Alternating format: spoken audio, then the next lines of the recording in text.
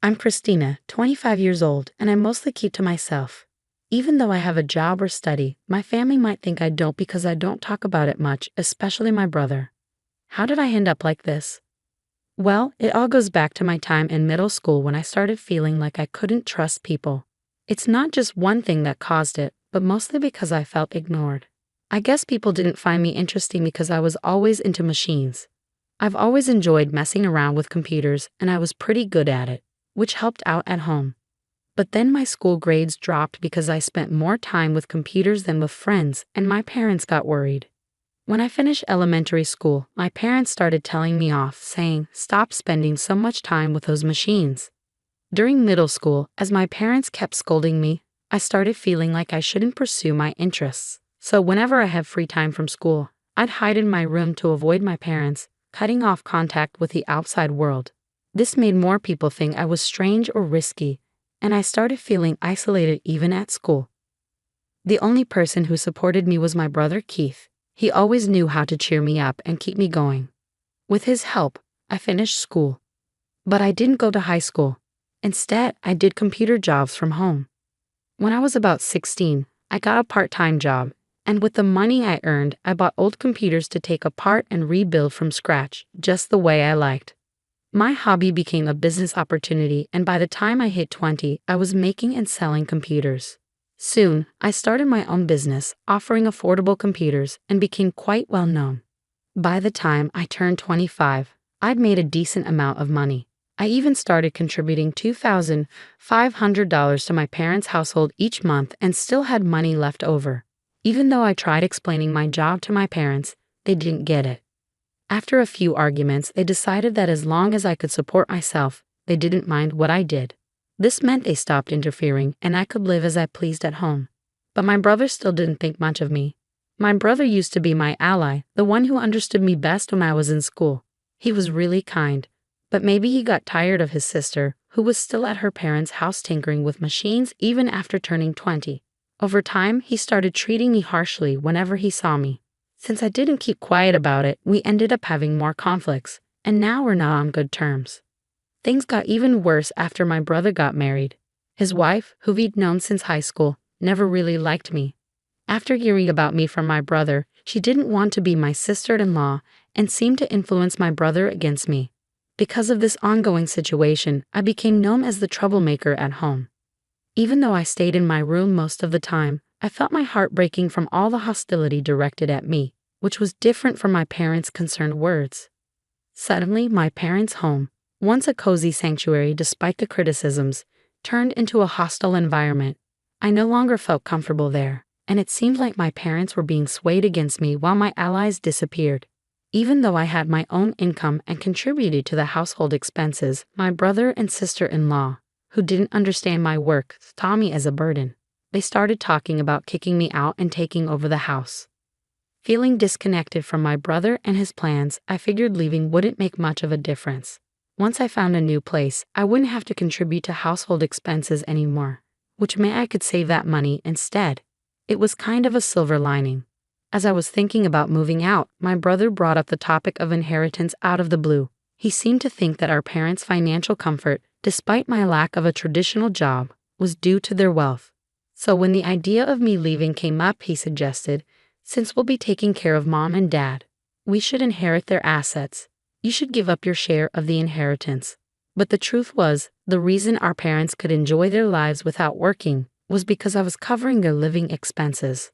I didn't think they could manage without that money, but my brother saw me as nothing but a burden in my room.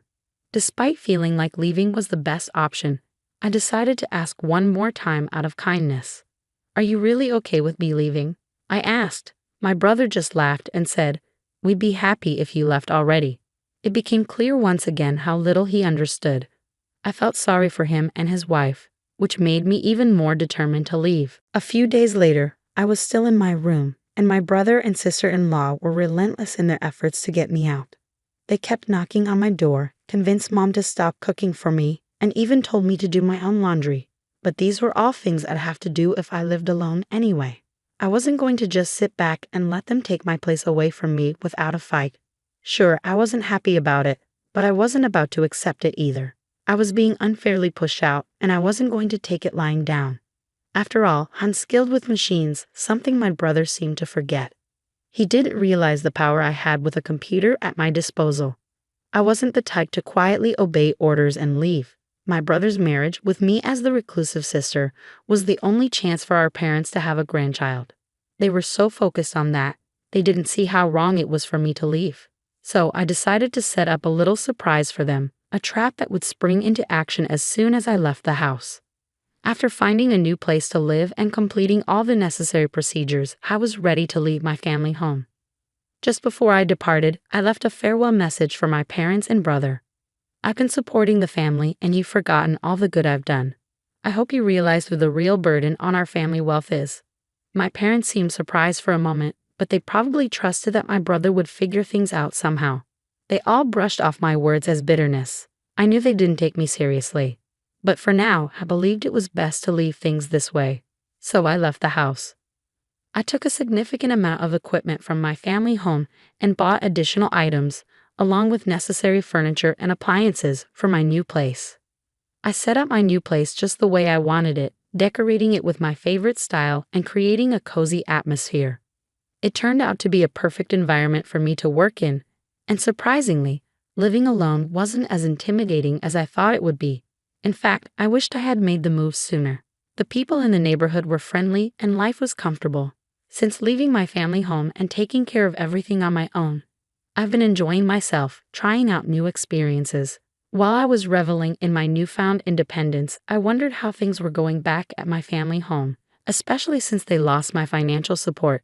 Then, out of the blue, my mother called. "Hey, Christina, did you do something to our machines?" she asked. "What do you mean?" I replied. "There's something wrong with the computers and electronics," she said. "I have no idea about that," I said, puzzled. "I used to help out for free because we're family, but since you treated me poorly and kicked me out, even though you're my parents, you'll have to pay the regular price," I explained. "What? That's pretty greedy. We're your parents. Can't you give us a discount?" They responded. "Well, I prefer giving discounts to my friends. Unlike you, they treat me well," I countered. "Fine, you're so cheap," they grumbled. Internally, I sighed with relief that another trap hadn't been triggered and dealt with the situation calmly. But my mother didn't seem to appreciate my response. She abruptly hung up, behaving like a sulking child, and even sent a spiteful email implying that mean people lose friends. It made me question who was acting like the mature one. Frankly, it seemed self-centered, if not downright selfish. As for what I did to the family computer, I simply restored all the adjustments I had previously made for free back to their original settings. To someone unfamiliar, it might seem like the computer malfunctioned on its own. When I suggested they contact the company for repairs as an individual, they got upset. But I expected as much, so I let it go. 6 months after leaving home and settling into my new life, my father called me. "I hate to ask, but can you lend me some money?" he said. "What do you mean? Lend you money?" I responded. "Your brother and his wife have been spending recklessly. They think we're rich, and they keep complaining, asking for money to buy this or go there," he explained. "I have no idea about any of this. Why do you always come to me with everything? I've heard of daughters who live alone sending money home, but parents asking their children for money? Shouldn't it be the other way around, out of generosity?" I questioned. "It's not that simple," he replied. "Well, even $500 would help," he added. "I'm not giving you anything. I won't lend you money either. I have no intention of financially supporting you anymore," I firmly stated. "Of course, I'll work on your machines if you pay for my services," I replied calmly. "You've really become stingy," they retorted. "I guess Mom was right about you." They went on complaining about my unemployed years, but I didn't let it bother me. I just ended the call. My father didn't send any emails, but he started calling me multiple times a day, which I found annoying. What troublesome parents I have, I thought to myself. A few days later, my brother, sounding desperate, called me. When I asked why they kept contacting me, he asked, "Do you know why our family was wealthy?" It seemed like he suspected their financial situation had worsened since I moved out, but it was too late. My current home was my sanctuary. My work and life were all centered around this house, and I had no intention of leaving it again. Could it be that our family's wealth came from the $2,500 I was contributing each month? I pondered. I didn't have to give that much, but I felt grateful for my upbringing, so I willingly contributed more. But now, why would I continue supporting a home that kicked me out? It didn't make sense, right? So that's when mom and dad's finances took a hit. My brother realized. I'm sorry, but even if you asked me to come back, I have no intention of doing so, I replied firmly. I understand now that what happened was wrong. I'm sorry, but it's too late for apologies. I have no plans to have any involvement with you in the future. Please don't call me anymore. Hey, wait, my brother protested, but I ended the call. When I left home, I made a vow never to be drawn back into their drama. Forgiving them wasn't something I could do easily. I decided to cancel my cell phone contract to avoid the constant calls. 5 years have passed since then, and I've moved on. I got married and started a new chapter in my life. My partner is in the same line of work as me, so he understands my lifestyle and helps out with household chores. Although I thought about reaching out to my parents since they're technically family, I felt it was too late. I hadn't made any attempts to reconnect. However, my husband expressed an interest in meeting my parents and learning about their current situation. To gain insight, I hired a detective to investigate. What we discovered was shocking. My parents, desperate to maintain their lifestyle and keep my brother and his wife tied to the family home, had accrued a mountain of debt from various lenders. With no hope of repayment, the debt continued to grow with accumulating interest, leaving them in a dire situation. The debt from my parents alone exceeded $100,000, and their house had been used as collateral. Now, where our family home once stood, there's only an empty lot. Although I felt a twinge of sadness due to my sentimental attachment to our family home, I couldn't help but think that my parents were facing the consequences of their actions. I decided to look into my brother's current situation. It appeared that my brother had suggested a divorce due to his wife's extravagant spending habits, but she vehemently opposed the idea. They were now embroiled in a drawn-out divorce lawsuit, which was draining both their time and finances. His wife had hired a lawyer and was resisting the divorce, refusing to let go of my brother, leaving them at an impasse. Despite rumors, my brother and his wife hadn't yet had children. To confirm, I sent the detective to the hospital where they were being treated. It turned out my brother was indeed infertile, nearly incapable of producing sperm, making natural conception highly unlikely. My parents, who had pinned their hopes on having grandchildren from my brother and his wife, were disappointed and ended their cohabitation. The family home had to be sold to settle the debt, marking the sad state of my family. This distressing reality became apparent after a cursory investigation. It was evident that engaging with them in this condition wouldn't be beneficial for me or my husband. Now, I have a loving husband, 4 children, and a dog. We've purchased a spacious home and are living the life my family once dreamed of. If they were aware of our situation, they might try to exploit it, which I couldn't bear. As soon as I learned about this, I went to the local office and arranged for my personal information to be accessible only through formal disclosure requests. I made a conscious effort to keep my distance from them and asked my husband not to engage with them regarding our marriage. Although he seemed disappointed at first, after explaining the situation, he understood and hasn't brought it up since. I hope that once things settle down at my family home and a time for reconciliation arrives, I can rebuild a relationship with my parents and brother. Hi everyone, my name is Patricia William. I never thought I'd be sharing this, but maybe my story will help someone recognize the signs I missed. It all started 3 years ago. I was 28 and running my growing interior design firm when I first met Thomas. We need something modern yet timeless for our new corporate headquarters, he said during our initial meeting. His confident smile and trust in my vision for the space were magnetic. Thomas's compliments became a regular thing. Your eye for detail is incredible, he'd say, often lingering after project meetings. One coffee date turned into dinner, and before I knew it, we were inseparable. His mother, Catherine, was warm and welcoming from the start. "Sweetheart, you bring out the best in my Thomas," she said while helping me pick wedding flowers. I haven't seen him this happy in years. Our wedding was a dream, and the first months of marriage felt perfect. Thomas showered me with thoughtful gifts and surprise weekend getaways. When I found out I was pregnant just 6 months after the wedding, his excitement seemed genuine. Catherine was over the moon. "We need the most magical nursery ever," she exclaimed, thumbing through design catalogs with me.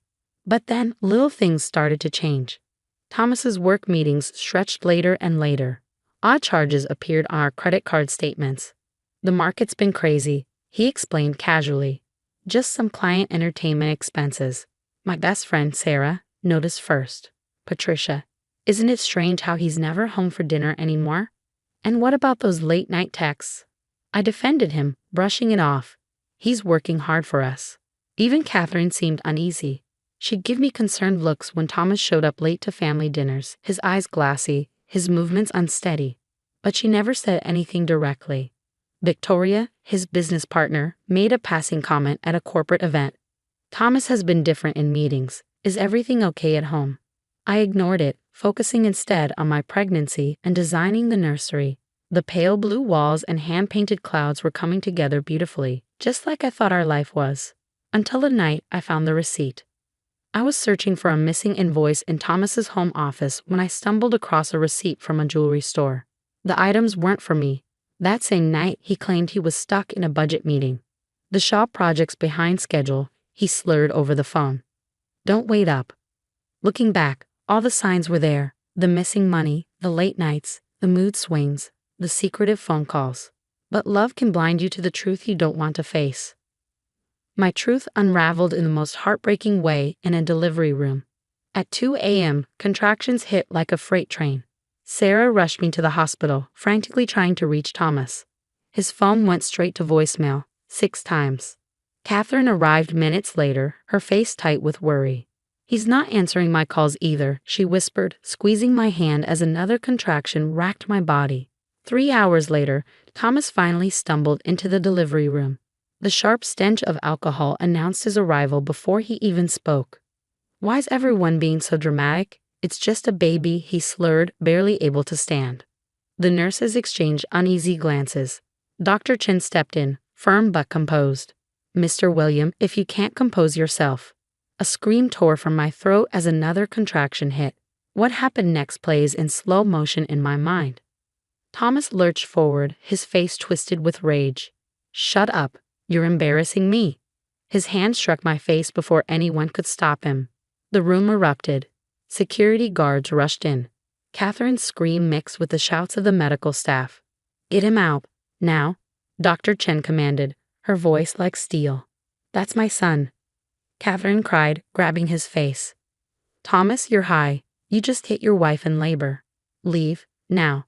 Thomas was dragged out, kicking and shouting. The next 2 hours were a haze of pain, tears, and sheer determination. At 7:43 a.m., Alexander James William entered the world, perfect despite the chaos that had preceded his arrival. As I recovered in the hospital, Catherine went to our house to gather some essentials. When she returned, her face was pale, and she clutched a small bag tightly. I found these in his office, she whispered, showing me photos on her phone. Hidden compartments revealed baggies of white powder, pills, and drug paraphernalia. There's more, so much more. The truth hit me harder than Thomas's slap ever had. The missing money, the erratic behavior, the late nights, it all made terrible sense. 3 days later, Catherine and I confronted him. She insisted on being there, and thank God she was. You went through my private things. Thomas's eyes were wild, unfocused. You had no right. You're an addict, Thomas. Catherine's voice cracked with pain. You need help. His face twisted with rage as he lunged forward, knocking his desk chair to the floor. You're both crazy. This is my house, my life. You hit your wife while she was giving birth to your son. Catherine snapped, stepping between us as he advanced.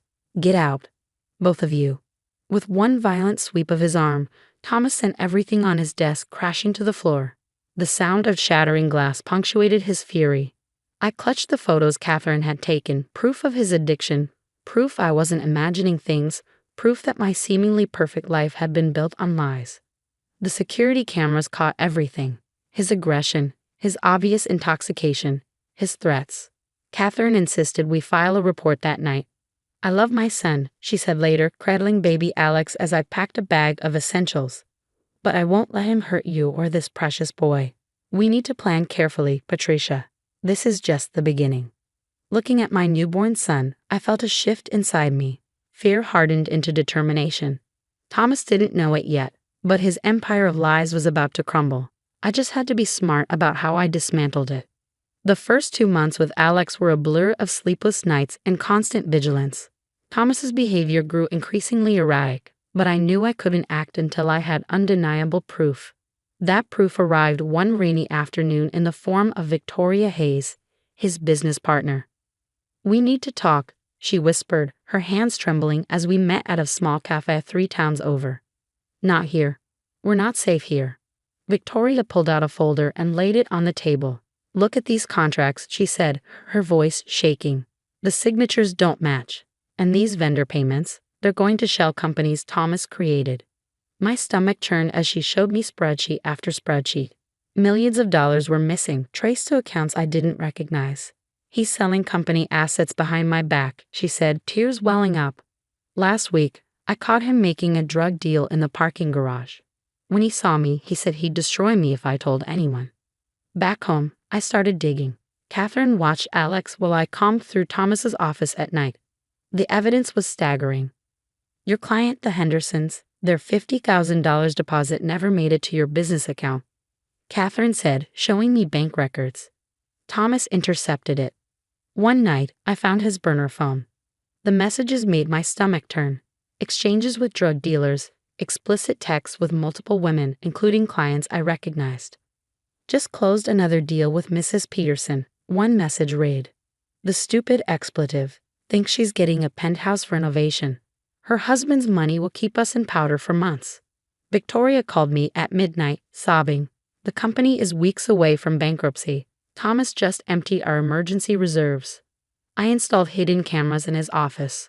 The footage was damning. Thomas snorting lines off client contracts, making threats over the phone, and counting stacks of cash. "You're nothing without me," he screamed one night, high out of his mind. "I made you successful. I own you." Catherine helped me document everything: the bruises, the threatening texts, the bounced checks to Alex's pediatrician. "We need a bulletproof plan," she said, helping me photograph the contents of Thomas's secret safe. "One wrong move, and he'll destroy everything you've built." The final straw came when I discovered Alex's college fund was empty. Every penny was gone. "I had some business opportunities," Thomas smirked when I confronted him. "The kid's barely 2 months old.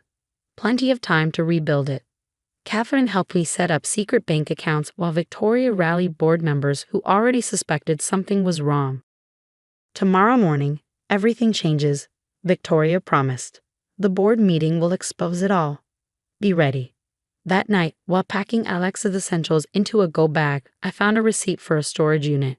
Inside was the mother lode, detailed records of every illegal transaction, every stolen dollar, every betrayal. "It's his insurance policy," Catherine realized. "Proof to blackmail everyone if he gets caught." Little did Thomas know, his insurance policy would be his downfall. By tomorrow, his empire of lies would collapse. But first, I had to get Alex and myself to safety. "I've got a safe house ready," Catherine whispered, cradling her grandson tightly. "Let him walk into that board meeting thinking he's still in control.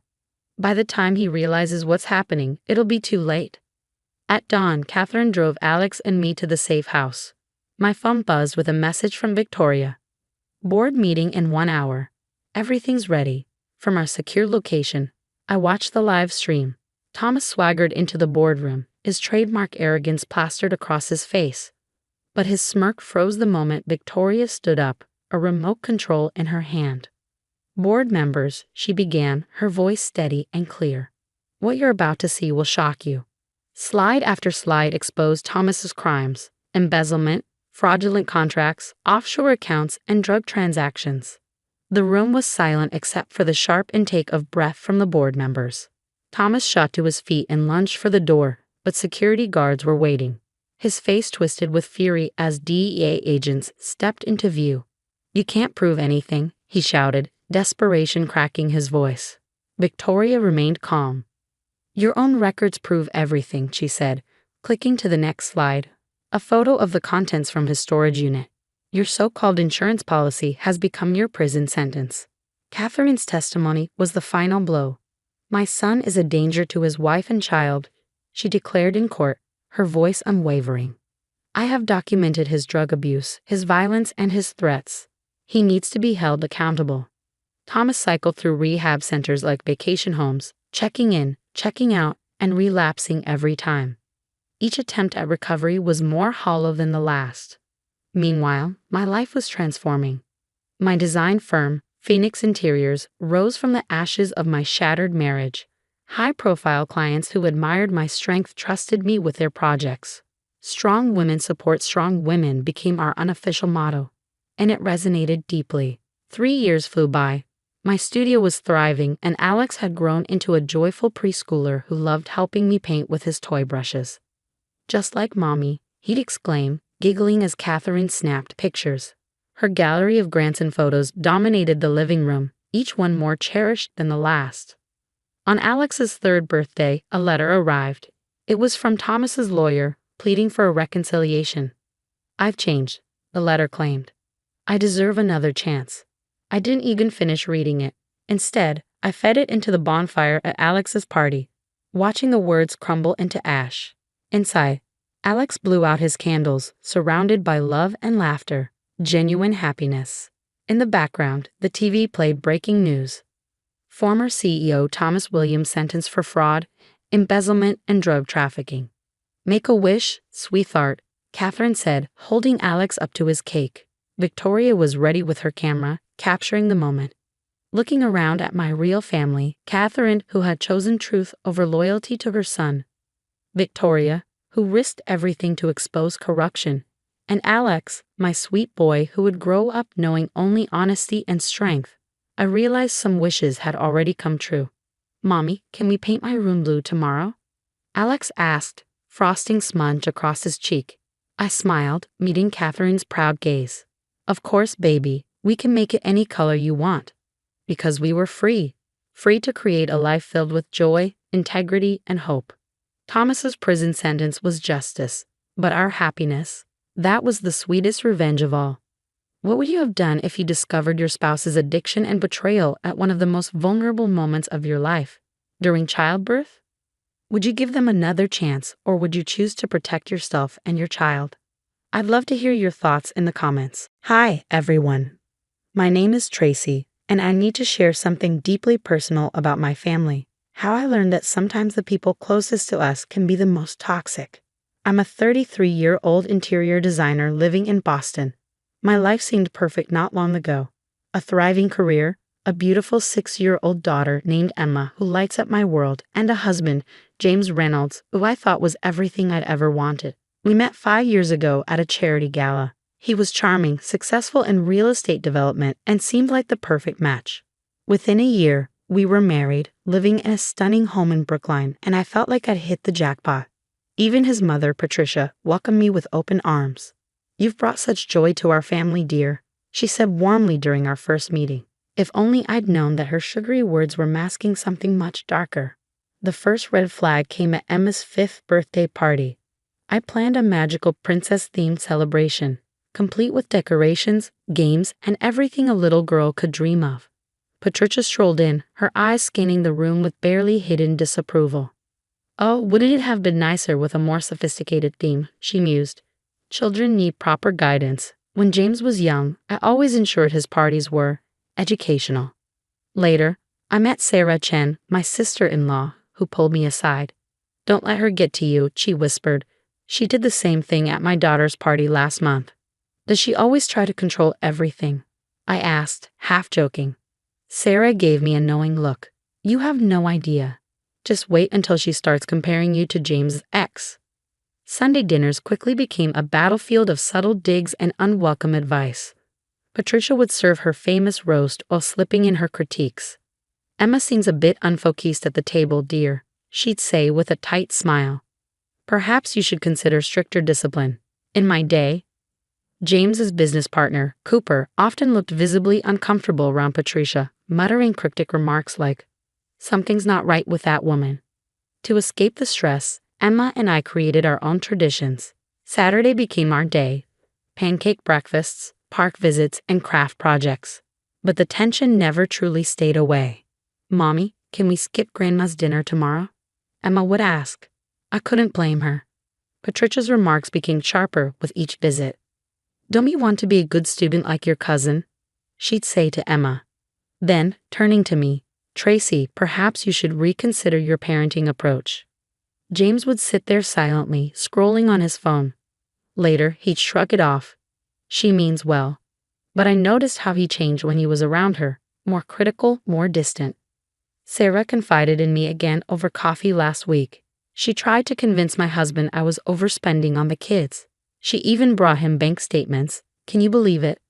I started documenting everything. Her comments, her interference, her subtle undermining because something darker was surfacing. Patricia's perfectly polished exterior was cracking, and I was beginning to see the manipulative force beneath. The tipping point came at last month's Easter dinner. Patricia accidentally spilled red wine all over my new design portfolio, the one I needed for an important client meeting the next day. "Oh, you're still doing that little decorating thing," she said dismissively. "I thought you focused more on family by now." She didn't even attempt to help clean up. James barely looked up from his phone. "Mom didn't mean it, Tracy. You're being too sensitive again." But it wasn't just me. At Sarah's son's birthday party, I overheard Patricia gossiping to other mothers. "Poor James. I worry about Tracy's stability. She's been so erratic lately. Did you know she takes medication for her nerves? I've never taken anxiety medication in my life." Then came the dinner that changed everything. Emma, excited about her school art project, was chatting away at the table. "Sweetheart, please sit still," I said gently. "She's disrupting dinner." Patricia snapped. Turning to James, she barked, "Your daughter needs discipline." Before I could respond, Patricia grabbed Emma's arm and marched her downstairs. The sound of the basement door locking sent chills down my spine. "She needs to learn," Patricia said coldly, pocketing the key. "This is how we handled James when he misbehaved," Patricia said with a chilling smile, her words hanging heavy in the air. Below us, Emma's cries echoed from the basement. "Where's my mommy?" she sobbed. I bolted from my chair. "Give me the key, now." "You're being hysterical, Tracy," James said, his tone clipped, as if I were the one out of line. Patricia waved a hand dismissively. "Emma was just playing down there," she claimed later, after I'd already called the police. "Stop making a scene." That night, while James was in the shower, his phone lit up with messages from Patricia. One caught my eye. "We need to handle the situation before she ruins everything. Remember what happened with Rachel? We can't let that happen again. I've already spoken to Dr. Harrison about getting her evaluated." My hands shook as I read those words. Who was Dr. Harrison? What had happened with Rachel? The next day, James pulled me aside at work. His expression was grave. "Tracy, listen carefully. Something's not right with the company finances. Patricia's name is on documents she shouldn't be involved with. Be careful." "What do you mean?" He hesitated. Last time someone questioned her involvement, they were forced to resign under serious allegations. "What kind of allegations?" "The kind that ruin careers and families. Watch your back. Patricia has friends in high places." I didn't have long to process his warning. That night, I overheard James on the phone. "Yes, Mother. I understand. Tracy won't be a problem much longer. Emma still has nightmares about the basement. She wakes up crying, clutching me, whispering, 'Don't let Grandma take me.' This isn't just about control anymore. Something bigger, something darker, is unfolding, and I need to uncover it before it's too late." The first step was digging deeper. After the basement incident, Sarah invited me to a quiet cafe, far from prying eyes. "Rachel," she said, lowering her voice. "James' ex-fiancée. She didn't actually have an affair. Patricia set the whole thing up, hired a guy to fake photos. I found out through my husband's old emails." My stomach turned. "How do you know all this?" "Because she tried the same thing with me. Said if I didn't give up my job, some compromising photos might just happen to find their way to my husband." I decided to play Patricia's game. I accepted her insincere apology about the basement and pretended to make peace. Meanwhile, I hired a private investigator. The results were shocking. "Your mother-in-law visits your office building regularly when you're not there," the investigator reported. "She's been meeting with your biggest clients. Within a week, 3 clients canceled their contracts. We heard you're having personal problems," they said awkwardly. The walls were closing in, but James surprised me by calling a secret meeting at a diner outside of town. His hands trembled as he slid a USB drive across the table. "Tracy, it's all here," he whispered, Patricia's been using my company to launder money. Those luxury condos downtown, they're fake projects. The money's coming from somewhere else. And you? I asked, dreading the answer. I sign whatever she puts in front of me, he admitted, his voice barely above a whisper. Always have. But it's not just me. She's doing this to everyone in the family. I reached out to James's sister, Amanda, at her yoga studio. Her eyes filled with tears. She controls everything, Amanda said. My business loan? It's actually my inheritance, but she made me sign papers saying I owe her. She's done the same to David and Lisa. As I dug through old records, I discovered a history of domestic violence complaints against Patricia, all mysteriously dropped. Keep playing nice, Sarah advised. Document everything. So I did. I started wearing a discreet recorder to every family gathering. Last Sunday, I hit gold. Really, James, Patricia said, not knowing I was just around the corner. Once we get rid of her like we did Rachel, everything will go back to normal. The company can't afford questions right now. But Emma, she'll forget about her mother eventually, just like you forgot about your father after I sent him away. Her words hit me like a punch to the gut. James's father hadn't abandoned them, as Patricia always claimed. What had she done to him? The more I uncovered, the more sinister her schemes became. Regulators were starting to notice her sloppy mistakes. James showed me documents Patricia had tried to force him to sign, backdated contracts, and falsified statements. In his office, I found evidence she'd been stealing from her other children's trusts for years. She'd even forged James's signature to gain power of attorney over Emma's college fund. We're all trapped, Amanda confided. She has dirt on everyone. I stared at my phone, another missed call from Patricia lighting up the screen. It was time to spring the trap. Of course, I'll come to dinner Sunday, Mother, I said, my voice as sweet as honey. I think it's time we all had a nice, long family chat. But dinner wasn't where I planned to end this. Patricia's annual charity gala, the crown jewel of her social calendar, would be the perfect stage. Everyone who mattered in Boston society would be there. Her country club friends, business associates, and the very people she had spent years manipulating. So glad you could make it, dear, Patricia said, her signature pearls gleaming under the chandeliers. Her smile was all too confident. James tells me you've been much more cooperative lately. Little did she know, the entire family was ready to take her down. James, Sarah, Amanda, David, and even Rachel, James' ex-fiancé, were in position. It was showtime. Patricia took the stage, her voice smooth and commanding as she launched into a speech about family values and integrity. That was Amanda's cue. Speaking of family, Amanda interrupted, standing up from her seat. Let's talk about how you stole our inheritances. She held up a stack of documents. I have the real ones right here.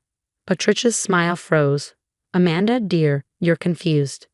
No, Mother, David interjected, rising to his feet. We've seen the proof. Every so-called loan you gave us was stolen from our trust funds. Sarah stepped forward next, holding up her phone. Shall I play the recording of you threatening to frame me for an affair? Or maybe the one where you admit to hiring someone to stalk Rachel?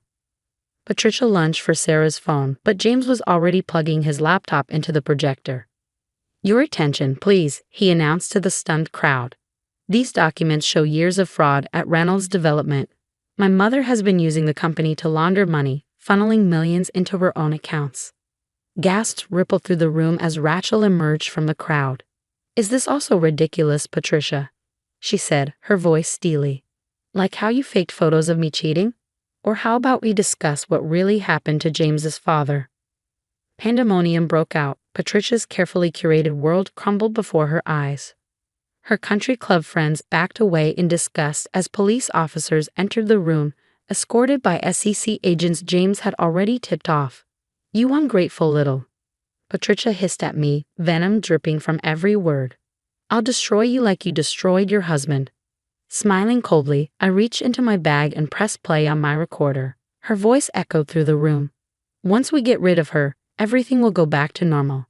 Emma will forget about her mother, just like James forgot about his father after I sent him away.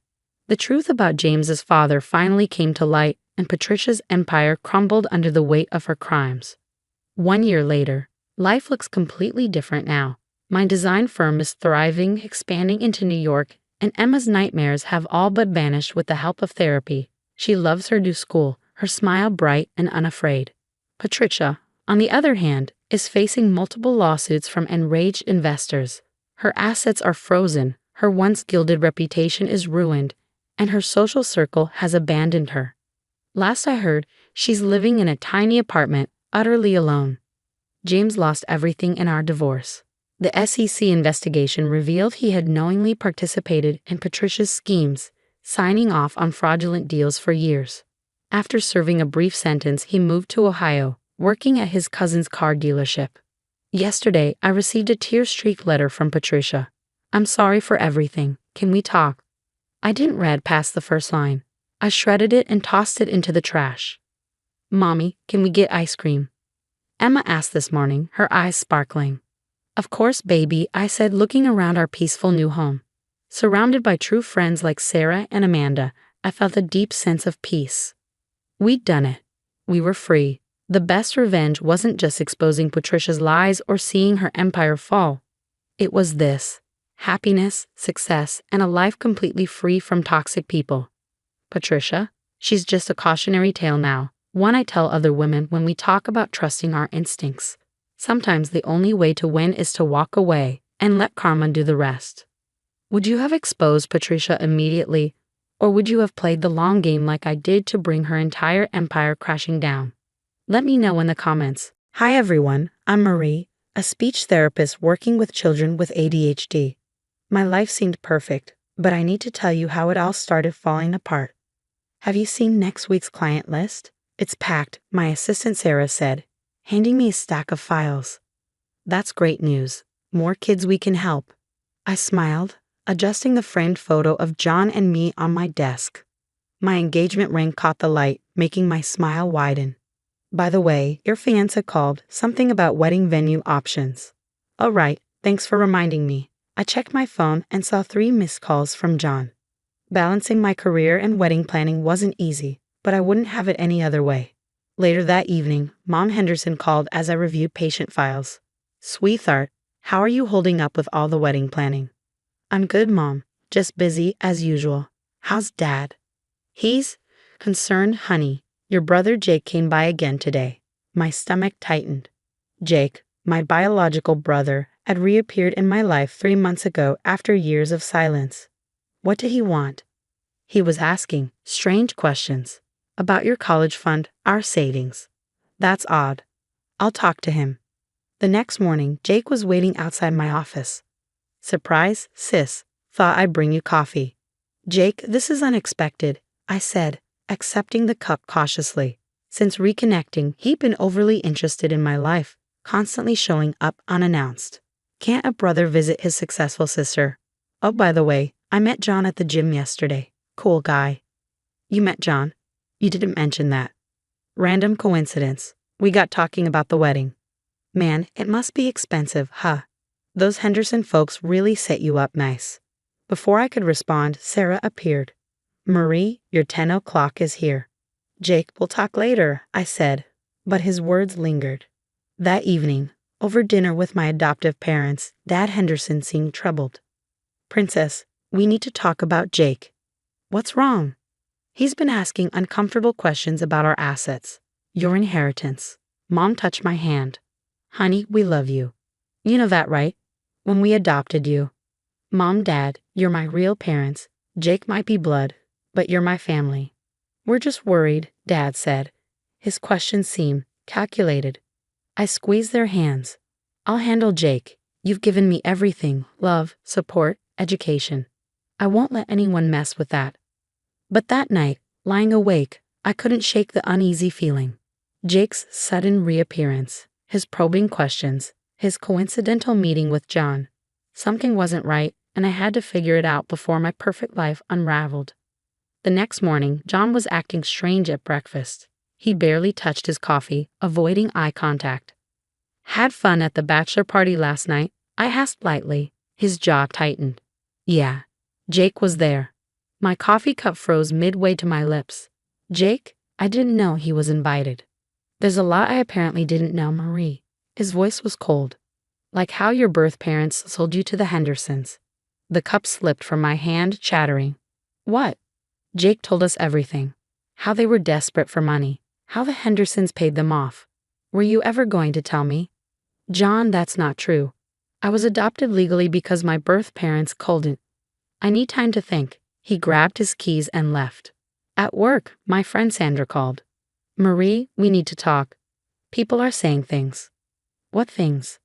Jake's been spreading rumors about you, that you're hiding dark secrets, that you're ashamed of your past. My hands shook as I hung up. My phone buzzed. A text from Mom Henderson. Honey, Jake came by again. He seemed desperate. Mentioned something about owing money to dangerous people. Fury building, I drove to Jake's apartment. He opened the door, looking nervous. Hey sis, what brings you? Cut the act. Why are you spreading lies about me? He sighed, running a hand through his hair. Look, I need help.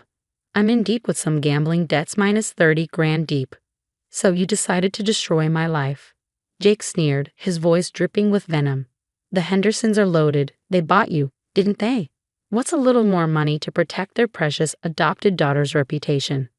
They didn't buy me, and I won't let you extort them. I shot back, my voice trembling with anger. Then I'll keep telling everyone the truth about our parents selling you. Wonder what the parents of your ADHD kids would think about their therapist's sketchy background. Get out of my life, Jake. Whatever you think you're owed, you're not getting it. Wrong move, sis. Very wrong move. I stormed out, tears blurring my vision. My phone buzzed relentlessly, messages from friends asking about the rumors. John still wasn't answering my calls. Jake's threats hung over me like a storm cloud. At home, I pulled out an old photo album. There I was, 3 years old, smiling with the Hendersons on adoption day. The photos told the truth. There was no secret payment, no selling of children. Just love and legal paperwork. My phone rang. It was John. We need to talk, he said. Yes, we do, because everything you think you know is a lie, and I can prove it. I'll come over tomorrow, he said. But Marie, I don't know if I can trust you anymore. I hung up, my resolve hardening. Jake wanted to play dirty. Fine. It was time to show him what happened when he messed with the wrong sister. The next day, John sat across from me at my kitchen table, the adoption papers spread out between us. So everything Jake said was a lie? He asked, examining the documents. Look at the dates, the signatures. Everything's legal. Before he could respond, my phone rang. The caller ID stopped me cold. Birth mother. My hands shook as I answered. Hello. Is it true? She demanded. Do you owe us money for all those years of suffering? What? What are you talking about? Jake said you're rich now, that you need to compensate us for giving you up. My blood ran cold. He's lying to you too, I said, my voice breaking. After the call, I drove to my parents' house. Mom Henderson opened the door, her face etched with worry. Marie, honey, we need to tell you something, she said. Jake tried to blackmail us, Dad added, holding a folder of papers. He said if we didn't pay, he'd report your clinic for client mistreatment. My knees buckled.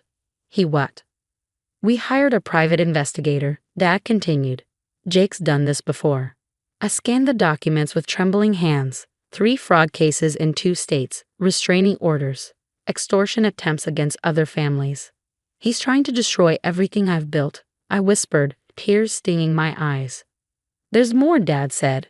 He's been feeding lies to your birth parents too, telling them they're owed compensation. My phone buzzed. A text from Jake. Final warning, sis. Pay up, or tomorrow I start calling your client parents about their kids being mistreated. I stood, my determination solidifying. I won't let him hurt my kids, I said, my voice steady. That evening, I made a series of calls. First to Sandra, my friend at the courthouse. I need every legal document you can find on Jake Mitchell. Then to Sarah. Pull all the security footage from when Jake visited the clinic. Finally to my old college roommate, now a detective. Can you run a background check? Piece by piece, the evidence came together. Jake's pattern was clear. Find vulnerable families, exploit their emotions, and extract money. But he picked the wrong target this time. I set up cameras in my office, knowing he'd show up again. Sure enough, the next day, he stormed in. Last chance, Marie. 30 grand, or I start making calls. I recorded everything, Jake. Every threat, every lie. I've got proof of your frauds, too. His face went pale. You're bluffing. I played the recording of his blackmail attempt against the Hendersons. You really think I'd let you hurt my family? My patients? I said, standing firm. You picked the wrong sister to mess with. You think you're so perfect, don't you? The successful one. The chosen one. No, Jake, I'm just someone who chooses to build rather than destroy. I watched as the fight drained out of him. Now get out. Later, I met with both sets of parents, adoptive and biological, and showed them everything. My birth mother wept. He played us all. Use our guilt against us, she said. Mom Henderson hugged her tightly. We all love Marie. That's what matters. That night, John called. I was an idiot for believing him. Yes, you were, I said. Can we talk? Really talk? I hesitated, thinking of trust and betrayal. We can talk, but things won't be the same. The next morning, a text from Jake's girlfriend arrived. You should know he owes dangerous people money. Loan sharks. They're not patient. Perfect. Jake's own choices were catching up with him. I forwarded the evidence to my detective friend. That night, I sat in my office, flipping through childhood photos. There was little Jake before the bitterness consumed him. My phone buzzed again, a threatening text from Jake. But I wasn't scared anymore. The truth was my weapon, and I had an arsenal. Your house of cards is about to fall, I whispered to the screen. The morning news hit like a bombshell. Local man arrested in connection with multiple fraud cases. Jake's mugshot stared back at me. Did you see the news? Sarah burst into my office, beaming. Those loan sharks Jake owed money to. Turns out they were running an illegal gambling ring. When they got caught, Jake went down with them. I smile, remembering the anonymous tip I sent to my detective friend about Jake's gambling connections. Sometimes justice comes from unexpected places. My phone buzzes, a message from one of Jake's previous victims. Thank you for helping us come forward. Your evidence gave us courage. 10 other families have filed charges against him. Each story mirrors mine. Exploitation, emotional manipulation, attempts at extortion. But I was the one who finally stopped him. Marie, I look up to see John standing in my office doorway. Can we talk? We sit in the park where he proposed. He speaks first. I've been an idiot. Yes, you have, I say, my tone calm but firm. I should have trusted you. I should have asked you first instead of believing Jake. I twist my engagement ring thoughtfully. Trust isn't just about love, John. It's about respect. You didn't respect me enough to hear my side. I know, he says, his voice heavy with regret. I'll spend every day making it up to you. If we get married, I emphasize the if, things will be different. I need boundaries, John. Clear ones. Later that week, my birth parents visit my clinic. They look remorseful. We're so sorry, Marie, my birth mother says. We let Jake manipulate our guilt. I understand, I reply, my tone measured. But I need space. I have a family, the Hendersons. You can be part of my life, but on my terms. The wedding is smaller than originally planned. I walk down the aisle with Dad Henderson, Mom beaming from the front row. My birth parents sit quietly in the back, respecting my wishes. Jake watches the ceremony from a jail cell, awaiting trial for multiple fraud charges. His gambling debts caught up with him, and those loan sharks weren't thrilled about him cooperating with the police to save himself. You look beautiful, John whispers during our first dance. Thank you, I say, keeping a slight distance even in his arms. Trust, once broken, takes time to rebuild. My practice continues to thrive. The kids I work with make progress every day. Their trust a precious gift I'll never take for granted. Unlike Jake, I choose to build, not destroy. Mom Henderson asks about Jake sometimes. Have you heard from him? He's where he needs to be, Mom, I reply. Some people don't change. The last time I saw Jake was at his sentencing. 5 years for fraud, plus civil suits from his victims. He tried to catch my eye, but I looked away. Sometimes the best revenge is living well while karma does its work.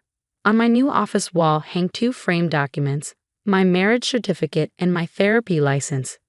Proof that Marie Henderson, not Mitchell, built something real, something honest. Ready for your 3 o'clock? Sarah asks, poking her head in. Always, I reply, smiling as I adjust the nameplate on my desk. It reads, Mary Henderson, speech therapist. The past is behind me now.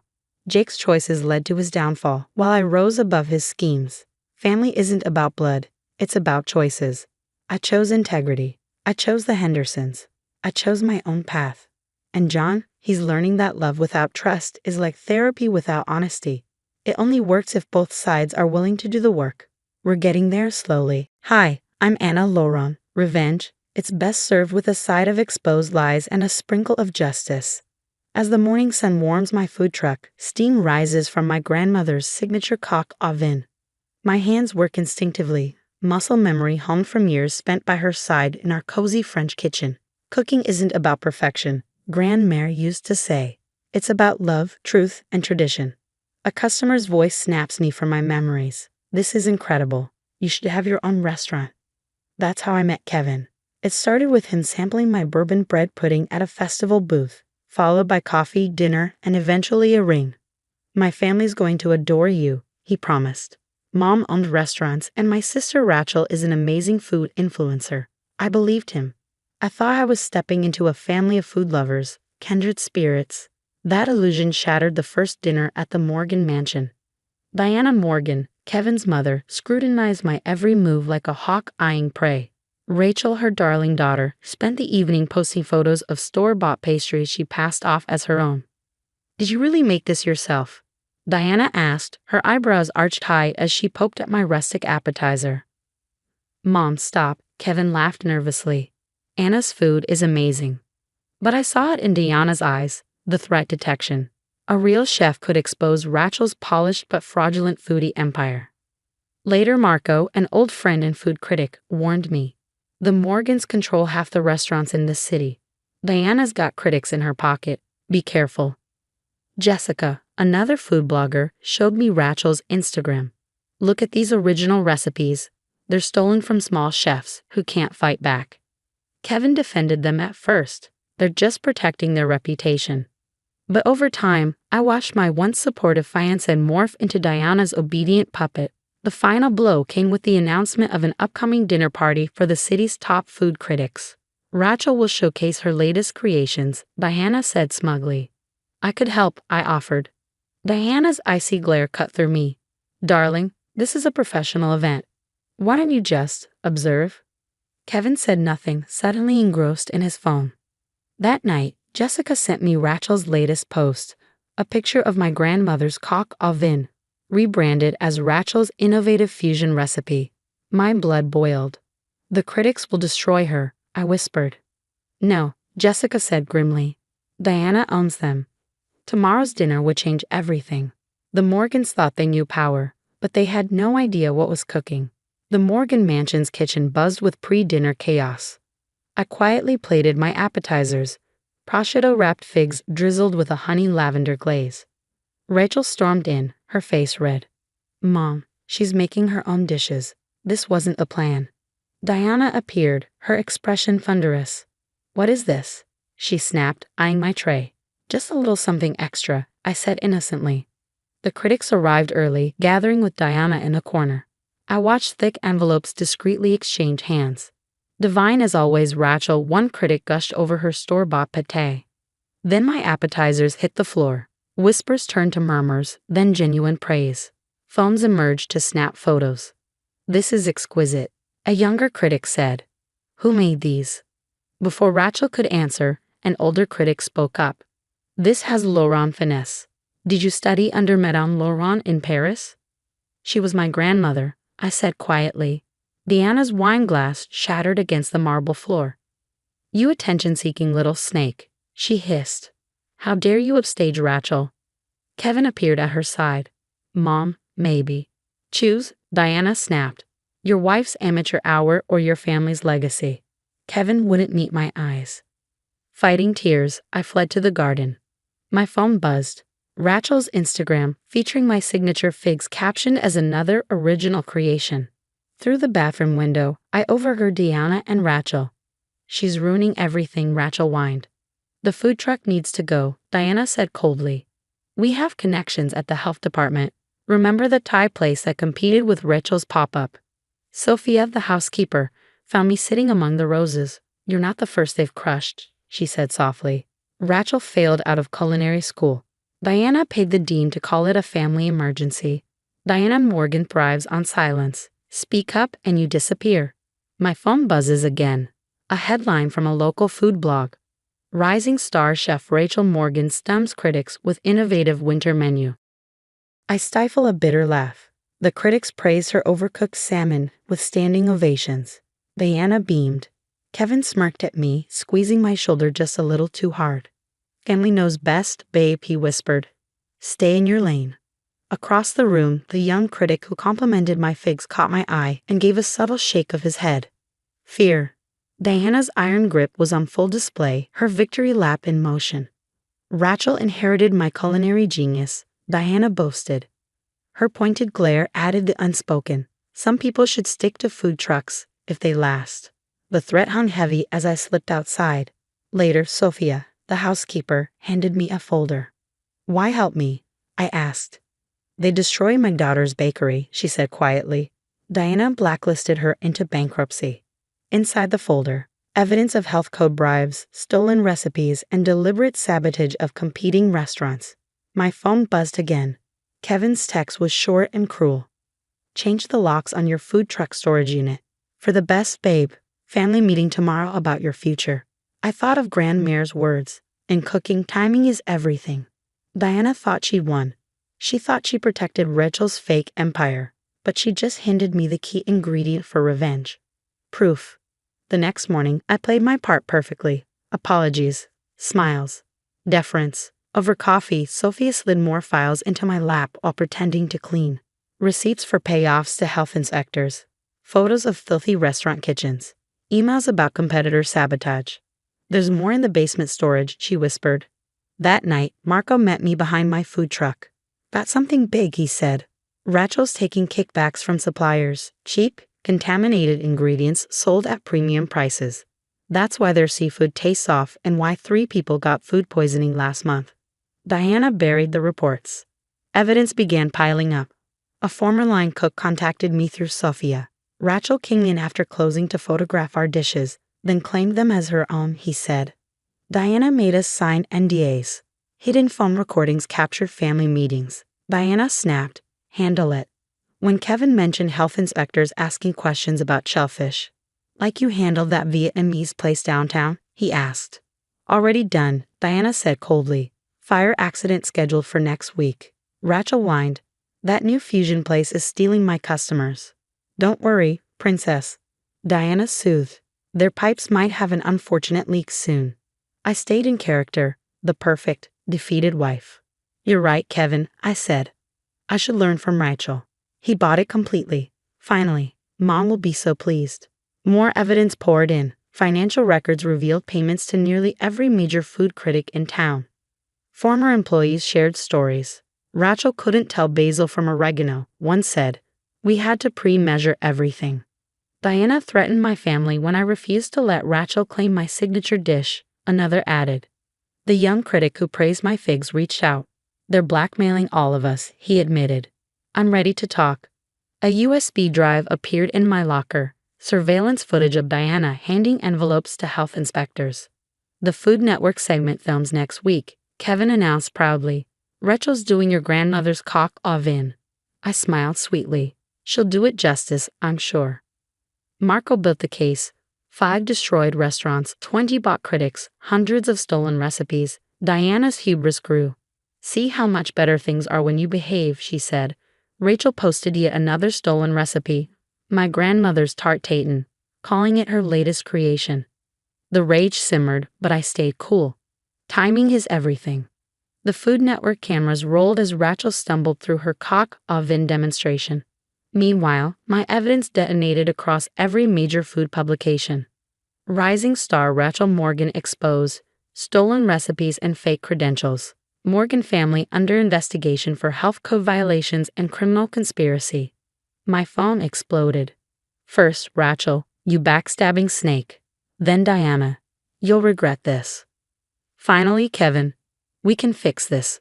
Please call me. Marco's exposed the hit hardest. Surveillance footage of restaurant sabotage, proof of critic payoffs, documents revealing Rachel's culinary school expulsion. The Food Network segment shifted to breaking news coverage as Rachel crumbled on live TV. When asked about the stolen recipes, I didn't hesitate. Those Vietnamese restaurant owners you burned out? I texted Kevin, along with every chef whose recipes Rachel had swiped. They're suing, I added. Health inspectors swarmed the Morgan family restaurants, real ones this time, not Diana's puppets. The violations? They went on longer than Rachel's fake recipe book. Morgan family restaurants shut down amid a health crisis. Social media star Rachel Morgan watched as her follower count plummeted 80%. The bot networks exposed. 5 years flashed by. My food truck, a tribute to Grand Mayor's legacy, became a sensation. Authentic food, real reviews. Diana's empire crumbled, piece by piece, as their restaurants were sold off to cover the mounting lawsuits. Rachel's cookbook deal, canceled. Her influencer career, dead. I couldn't help but laugh when I heard her bitter voice on my voicemail. This is all your fault. Kevin, living in his parents' guest room, his financial career ruined by association, tried one last time. Babe, we can fix this.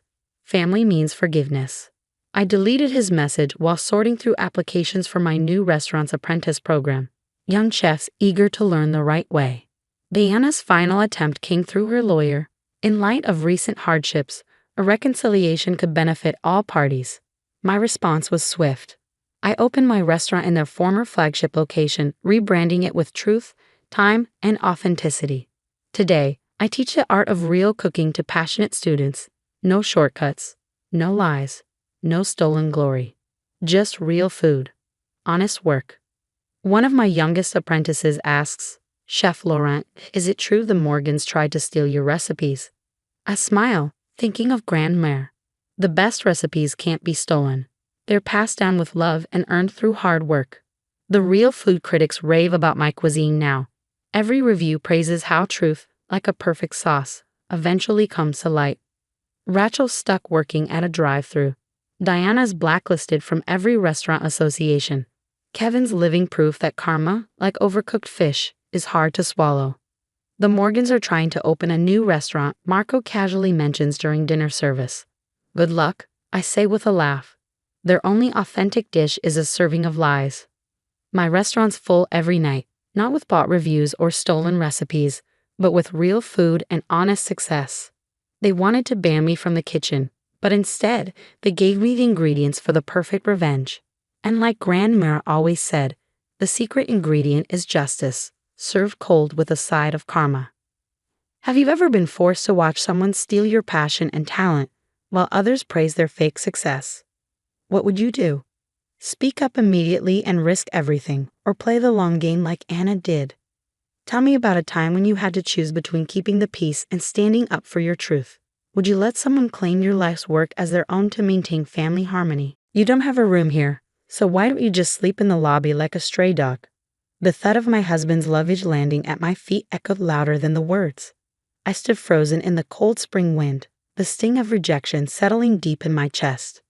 Just a week ago, when Mark suggested this family trip, my heart had leaped with hope. Maybe I thought he was finally starting to accept me as part of the family. I poured my soul into preparing for this trip, thinking it was my chance to be acknowledged. But now I see it for what it is, an illusion. A sudden shove from behind jolted me forward, slamming my shoulder into a marble column in the lobby. Oh, Anna, you're just standing there in the way, my sister-in-law, Gemma, sneered, her voice honeyed with mock concern. Maybe you should curl up in a corner, like the stray dog you are. Her smirk was cruel as she relished my discomfort. Behind her, I saw Mark carefully carrying Gemma's luggage, not even sparing me a glance. Move to the far corner of the lobby, he said coldly. Your presence only embarrasses us. With that, he walked away, shoulder to shoulder with his sister, their laughter echoing as they disappeared into the elevator. Isn't this better than being outside in the cold? My mother-in-law Heather chimed in, her voice sharp with derision. Compared to being homeless, the lobby is a luxury. She sauntered past me, her laughter grating and unkind. I stared at the marble tiles beneath my feet, my vision blurred. They had reserved 3 rooms, making it clear that I wasn't welcome. For years, I had endured their cruelty, swallowing every insult and slight. Losing my father had left me yearning for the warmth of family, And I had foolishly believed that if I worked harder, if I became a better wife, they might one day accept me. But now, the ache in my shoulder was nothing compared to the storm raging inside me. Under the chandelier's cold, glittering light, I gripped my phone tightly. Something inside me was breaking, crumbling under the weight of their disdain. I took a deep breath, steadying my trembling hands. "My name is Anna James," I whispered to myself. 35 years old, a full-time housewife. I had married Mark 3 years ago, starry-eyed at the idea of becoming part of a new family. Having grown up with just my mother after my father's passing, I had always cherished the dream of family bonds. Since my 20s, I had been quietly investing in stocks, building up a $5 million portfolio. It was a deeply personal achievement, something I had never felt the need to share, not even with Mark. But everything changed one night in our first year of marriage when he came home, drunk and desperate. Through tears, he confessed to a massive gambling debt, claiming he couldn't repay it on his salary. Moved by his vulnerability, I decided to trust him. I revealed my savings, thinking it might strengthen our bond. The very next day, Mark changed. He bragged to his mother and sister about my financial success as if it were his own accomplishment. The man who had seemed so vulnerable the night before now wore a smug grin, his words hollow with pride. "Anna," he would say each month, "I'm a bit short again. Can you help?" At first, I gave in, convincing myself that marriage was about sharing burdens. But Mark spent the money recklessly, without gratitude or thought. Golf clubs, expensive outings, his indulgences piled up while his resentment simmered beneath the surface. "You're lucky to have a wife as generous as Anna," he boasted to Gemma and Heather, their sly glances betraying their envy and disdain. What they didn't know was that I had quietly been paying Gemma's $1,200 rent for years after Mark begged me to help her. "My mom's struggling," Anna he'd said, his voice laced with guilt. "I feel terrible not being able to do more." It didn't stop there. Heather, too, leaned on me financially. Her comments were veiled in sarcasm, her demands wrapped in the pretense of family unity. "Mark is lucky to have married someone wealthy," she'd say, the words cutting in their simplicity. I endured it all, every insult, every ungrateful demand, because I thought family was worth the sacrifice. My embroidery had been my one solace, a skill passed down from my mother. The cherry blossom piece we had stitched together before her passing hung in my study, a reminder of her love. But even that wasn't safe from Heather's scorn. "Embroidery? Really?" she scoffed once. "Such an old-fashioned hobby, like something a grandma would do." Her words stung, but I knew Heather's resentment wasn't entirely about me. Her bitterness was rooted in her own unhappy marriage, and I had become an easy target for her frustrations. "Anna, you'd never understand," she'd say, her tone dripping with disdain. "Without kids or a job, you don't know what real struggles are." "Yes, Anna's so old-fashioned, isn't she?" Gemma would chime in, her voice laced with mockery. Rich, but somehow so plain. When the two of them were together, they always managed to gang up on me, turning even mundane conversations into opportunities to jab at me. Mark, as usual, brushed it all off with a vague laugh. He had grown up in a single-parent household, and I knew he would never confront his mother. Sometimes he even joined in, laughing as Heather and Gemma mocked me. When we first married, I believed I could nurture a strong bond with his family.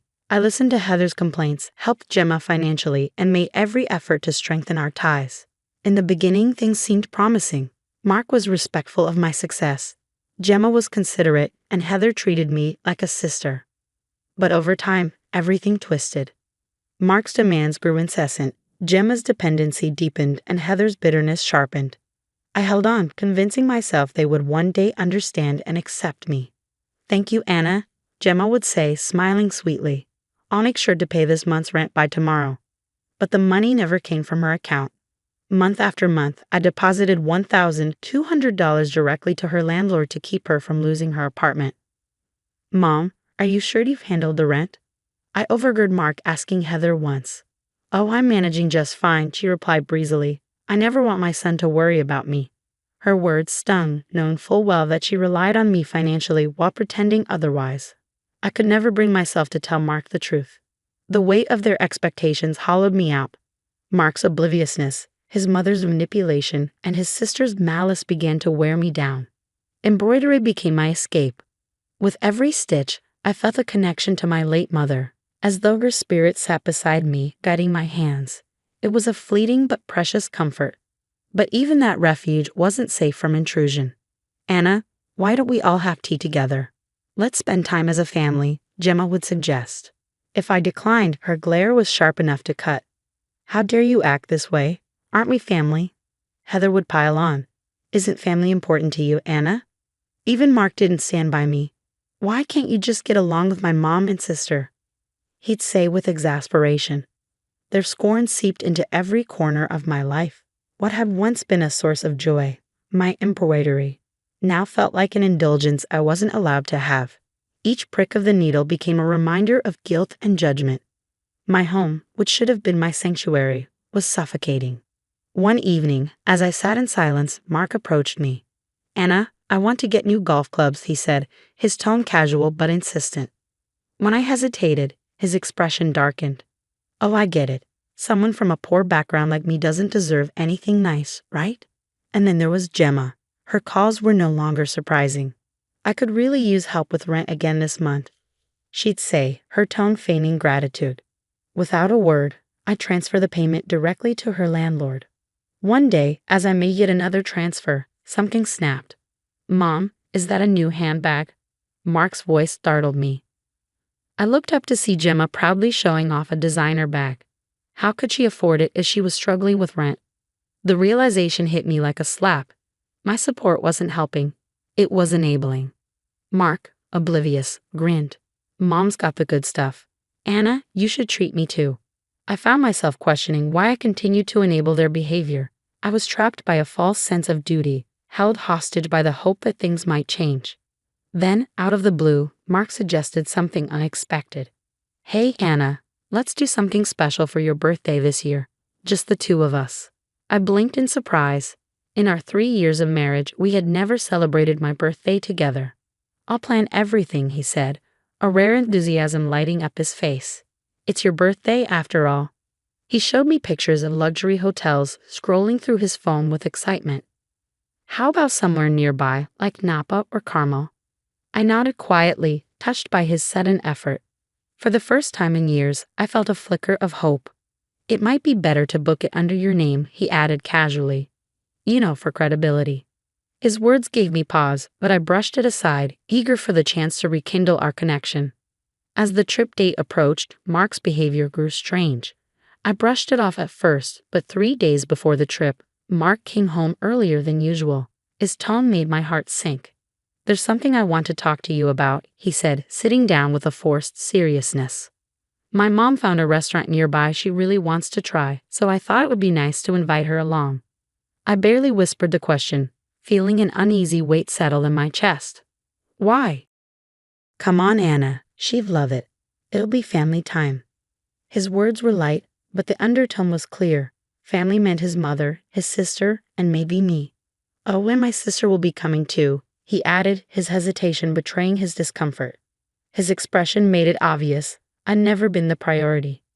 What was supposed to be my birthday trip, I thought, had somehow morphed into a family affair. He tried to soften it, his voice laced with sympathy. My sister's husband and she had a big argument so she could use the break, you know. The rehearsed quality of his explanation only added to my unease. But this was supposed to be my birthday, I said, my voice trembling with a mix of disbelief and frustration. What's the problem? It's just family. His tone sharpened, blaming me for resisting. So what, Anna? Are you really that against having them with us? His gaze hardened, daring me to argue. I swallowed my response, feeling like another battle had been won, by him. The morning of the trip, Gemma and Heather were waiting by the station as though they'd always planned to come along. Anna, we're all set to go, right? Heather's voice held that familiar taunting sweetness. Isn't this just perfect? A family trip for your birthday. Her words dripped with sarcasm, and with each one, my last ounce of hope crumbled. 3 years of marriage, all my sacrifices, all my hope for a meaningful connection, and this was how it ended up. Waiting quietly on the platform, I closed my eyes, feeling the faint breeze on my cheek. Oh, Mark, I'd love one of those nice lunches. Heather's voice pierced through the quiet, deliberately loud. She looped her arm through Mark's, ignoring me completely. Sure, Mom, I'll pay, Mark said, already focused on them. He held out his hand to me without so much as a glance. I handed over my wallet, feeling the sting of his disregard. I'll have the shrimp stir-fry, just like Mark's order, Heather said with a self-satisfied look as she placed her order. Same for me. Nothing like family enjoying the same thing, huh? Gemma and Heather exchanged smug grins, leaving me on the outside of what was supposed to be my special day. On the train, Mark sat between his mother and sister, with me relegated to a separate seat across the aisle. So Mark, last night was awful. My husband, well, you know how he is, Gemma complained, her voice cutting through the air. I sat quietly, the weight of their words pressing down on me. And Anna, without kids or a career, you wouldn't understand what I go through. True. Anna's got it easy, doesn't she? They both laughed, and Mark gave a small chuckle, as though it was all harmless. By the time we reached the hotel, they had shattered any illusion of a warm birthday celebration. Hello, Mr. James, your reservation includes 2 rooms, the receptionist said. Mark turned to me, a smug smile curling on his lips. Oh, Anna, I only booked 2 rooms. Mom and I will share one, and my sister has her own. Where am I supposed to stay? I asked, trying to keep my voice steady. There's enough room for you. But hey, the lobby has some comfy couches. Lucky you, right? He grinned, his words dripping with insincerity. Gemma and Heather laughed openly, not even trying to hide their satisfaction. Look on the bright side, Anna. Better here than outside in the cold like some stray dog, Heather mocked. Mark grabbed my wallet again, extracting a few bills. Don't worry, Anna. We'll grab some drinks in your honor. Without a second glance, he walked off with his mother and sister, leaving me standing alone in the lobby. As they left, a strange calm settled over me. It was a turning point. I took out my phone and sent a quick message to a contact. Is there anything we can help with, Miss James? Yes, actually, I responded, a faint smile tugging at my lips. I spoke to the owner, and he assured me I'd be well accommodated. The hotel staff's demeanor changed instantly, recognizing the hotel owner's name. We're terribly sorry, Miss James. Let me alert the manager immediately. I watched as they scrambled to assist me, finally feeling a hint of satisfaction as they upgraded me to the presidential suite. A private dinner was arranged, and I was treated like the only guest that mattered. By the time Mark and his family realized where I was already enjoying a gourmet meal alone in quiet luxury. Mark sent panicked texts, but I ignored them. His growing frustration added to my quiet triumph. For once, I enjoyed my birthday free from their scrutiny, knowing this was the beginning of my freedom. The next morning, I left the hotel as quietly as I had arrived, having settled everything on Mark's credit card. It was time to take my life back, leaving them to deal with their own pettiness. The staff's polite smiles as I departed made me feel more supported than my own family ever had. On the train back, I turned off my phone, not wanting to be disturbed by the inevitable frenzy awaiting them at the hotel. A few hours later, Mark and his family were in a panic. This has to be a mistake. Just wait a minute. Mark's face went pale as the front desk explained the charges. His realization dawned. His card had maxed out. What kind of woman would do this to her husband? Heather screeched. She's just shameless.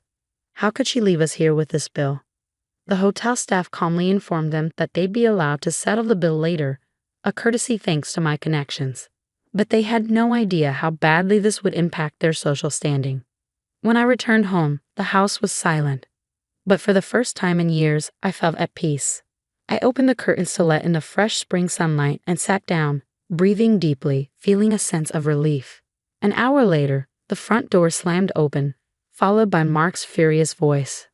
Anna, what the hell were you thinking? He demanded, his anger palpable. His mother's high-pitched voice joined in, followed by Gemma's sneering remarks. They raised their voices, trying to humiliate me into submission. I watched them silently, my expression unreadable. Why don't we continue this discussion outside? I suggested calmly, catching them off guard. You wouldn't want the neighbors to hear, would you? They paused, realizing the implications of what I'd said. I walked them out, finally ready to confront everything they'd hidden for so long.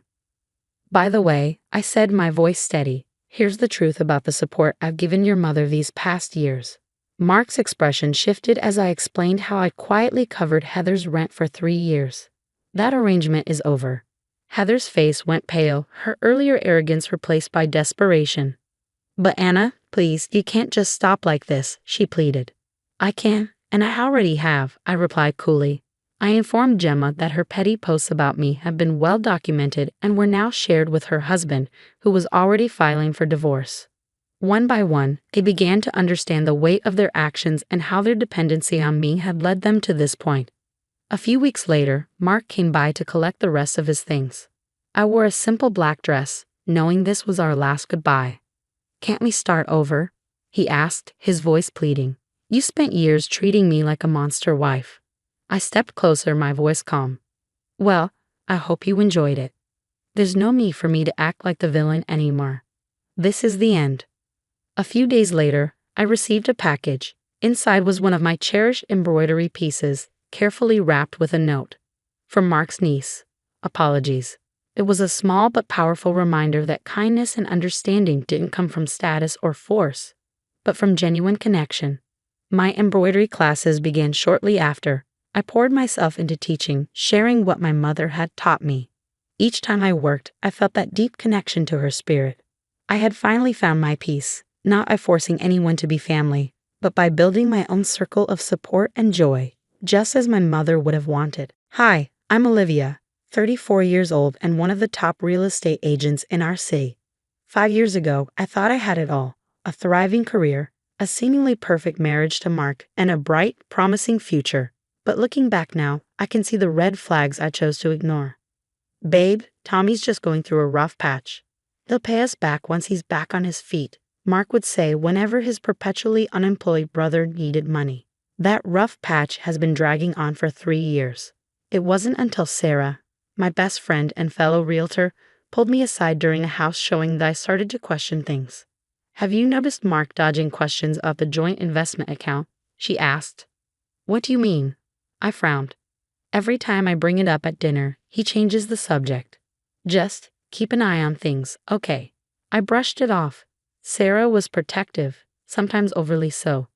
But now, I wish I'd listened sooner. The turning point came last Sunday at Patricia's house, my mother-in-law. I overheard a conversation that made my stomach drop. "Mom, I need you to cover for me again. Olivia's been asking about the transfers." "Don't worry, sweetie. I'll tell her it was for Tommy's medical bills. She always backs off when it's about health issues." I pretended not to hear, but my mind raced. How many times had they played this game behind my back? Later that evening, my father called. Robert, a self-made construction magnate, was no stranger to hard truths. "Princess, I'm worried about those contracts Mark's company is handling for us. Something doesn't add up." "Dad, it's fine. Mark knows what he's doing. Just like he knew what he was doing with your house down payment." Dad's voice sharpened. "The one he invested in Tommy's food truck business." The sting of that memory hit hard. $50,000 gone. And Tommy never even bought the truck. Mark had sworn he didn't know Tommy would blow the money gambling. Now I wasn't so sure. That night, I stared at our wedding photo. Mark had looked so sincere, so trustworthy. When he came home, I confronted him. "Honey, we need to talk about the credit card statement." "Not now, babe. Tommy's having another crisis. He needs us. He always needs us." "What about what we need?" "Don't start. You know family comes first." Funny how it's always your family that comes first. I watched him walk away, phone already pressed to his ear, probably calling Tommy. Sarah's words echoed in my mind.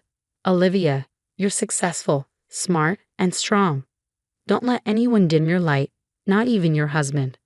That was the moment I started to see clearly. The perfect marriage, the devoted husband, the troubled but well-meaning brother-in-law. It was all a facade, and that facade was about to shatter. The call came on a Tuesday morning. Mark's Uncle James had passed away, leaving him a $2 million inheritance. I'll never forget how Mark's eyes lit up, not with grief, but with something else I couldn't quite place. "Baby, we're set for life. We can finally start that family we've been talking about." 2 weeks later, while organizing our home office, I stumbled across the transfer documents. My hands trembled as I read them. The entire inheritance, all $2 million, had been transferred to Tommy's account. What the actual hell is this? I demanded that evening, the papers shaking in my hand. Tommy has a brilliant business idea. It's guaranteed to triple our money. Our money. You didn't even consult me. Look, it's my inheritance, my decision. Besides, your dad's loaded. Why don't you just ask him for your share early? It'll balance everything out." I stared at him stunned.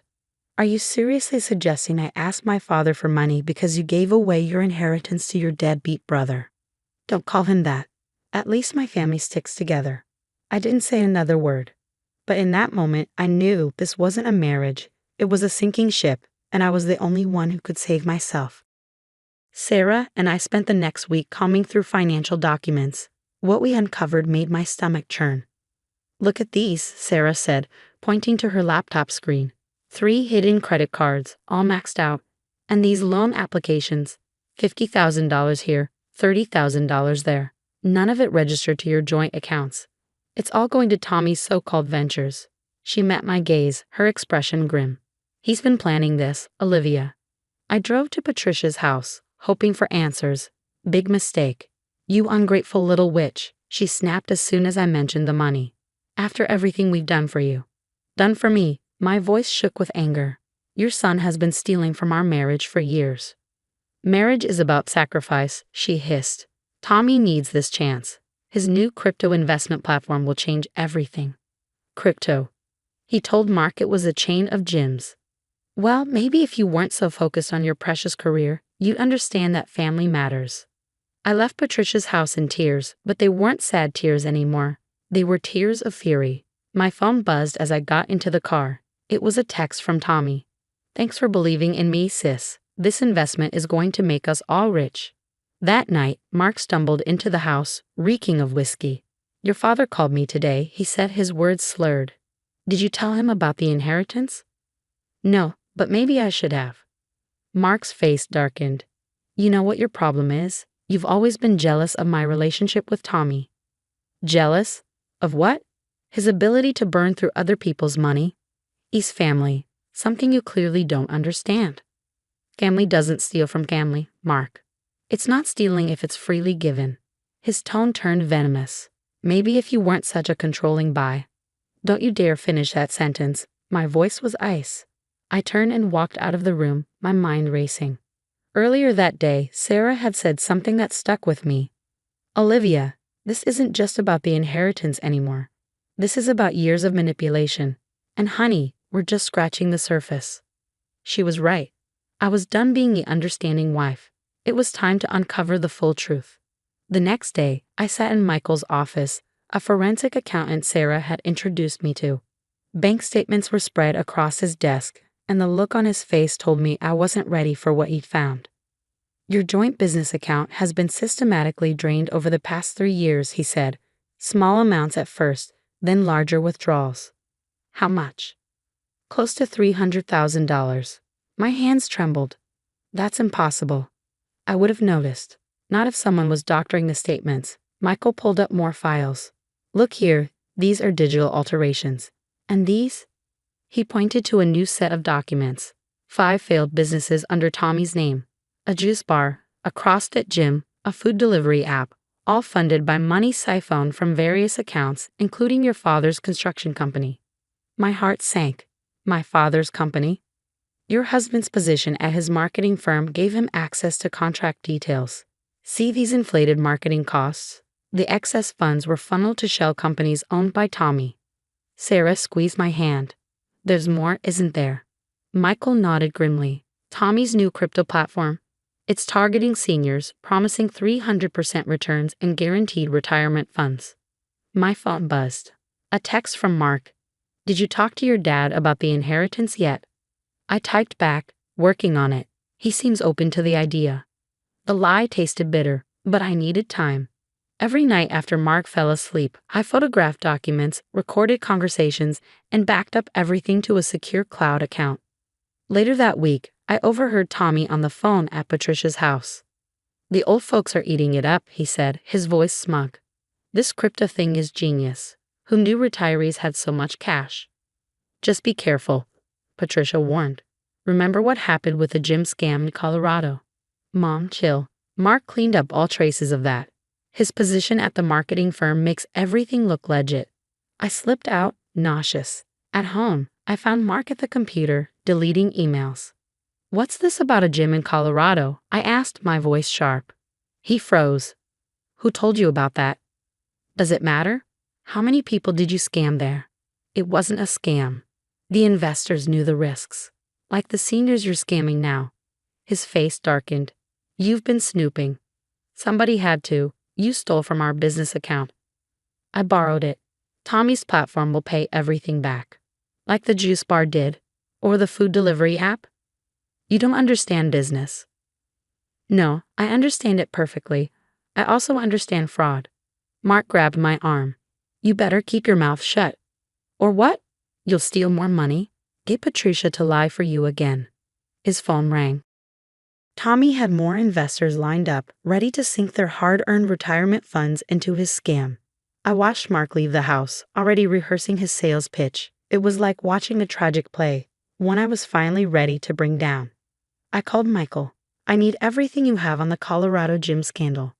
"Already found it," he replied. "Patricia helped cover up losses of over $500,000. Senior citizens lost their savings there too." "Send me everything," I said.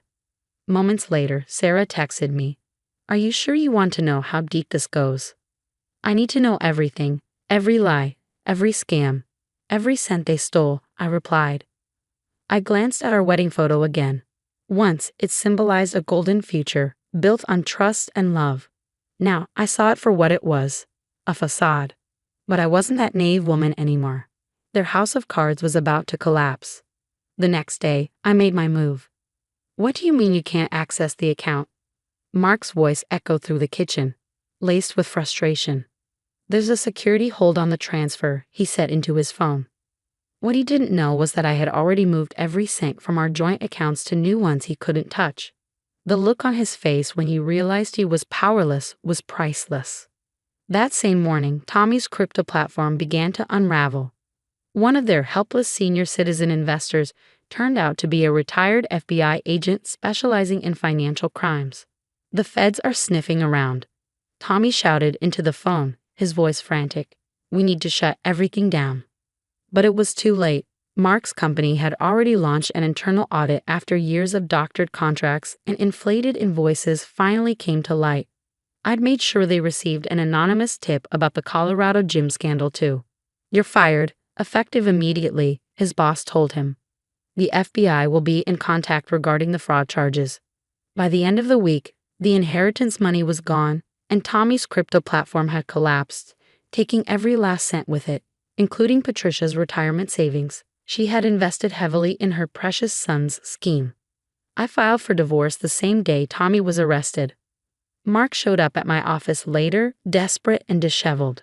"Baby, please, we can fix this. I've changed. Like you changed after the juice bar scam or the gym scandal." That was different. I was trying to help Tommy.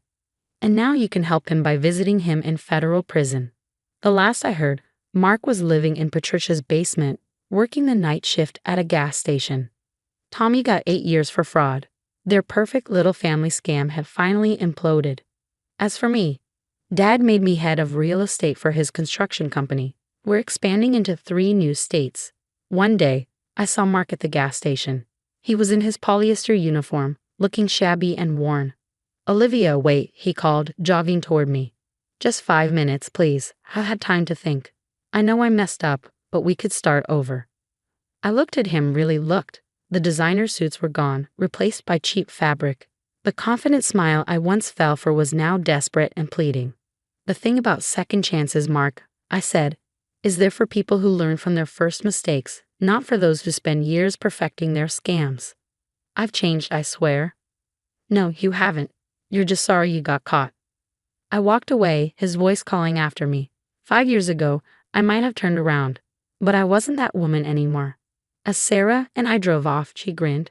"Commercial property's looking pretty good right now, huh?" "Everything's looking pretty good right now," I said. And for the first time in years, it truly was.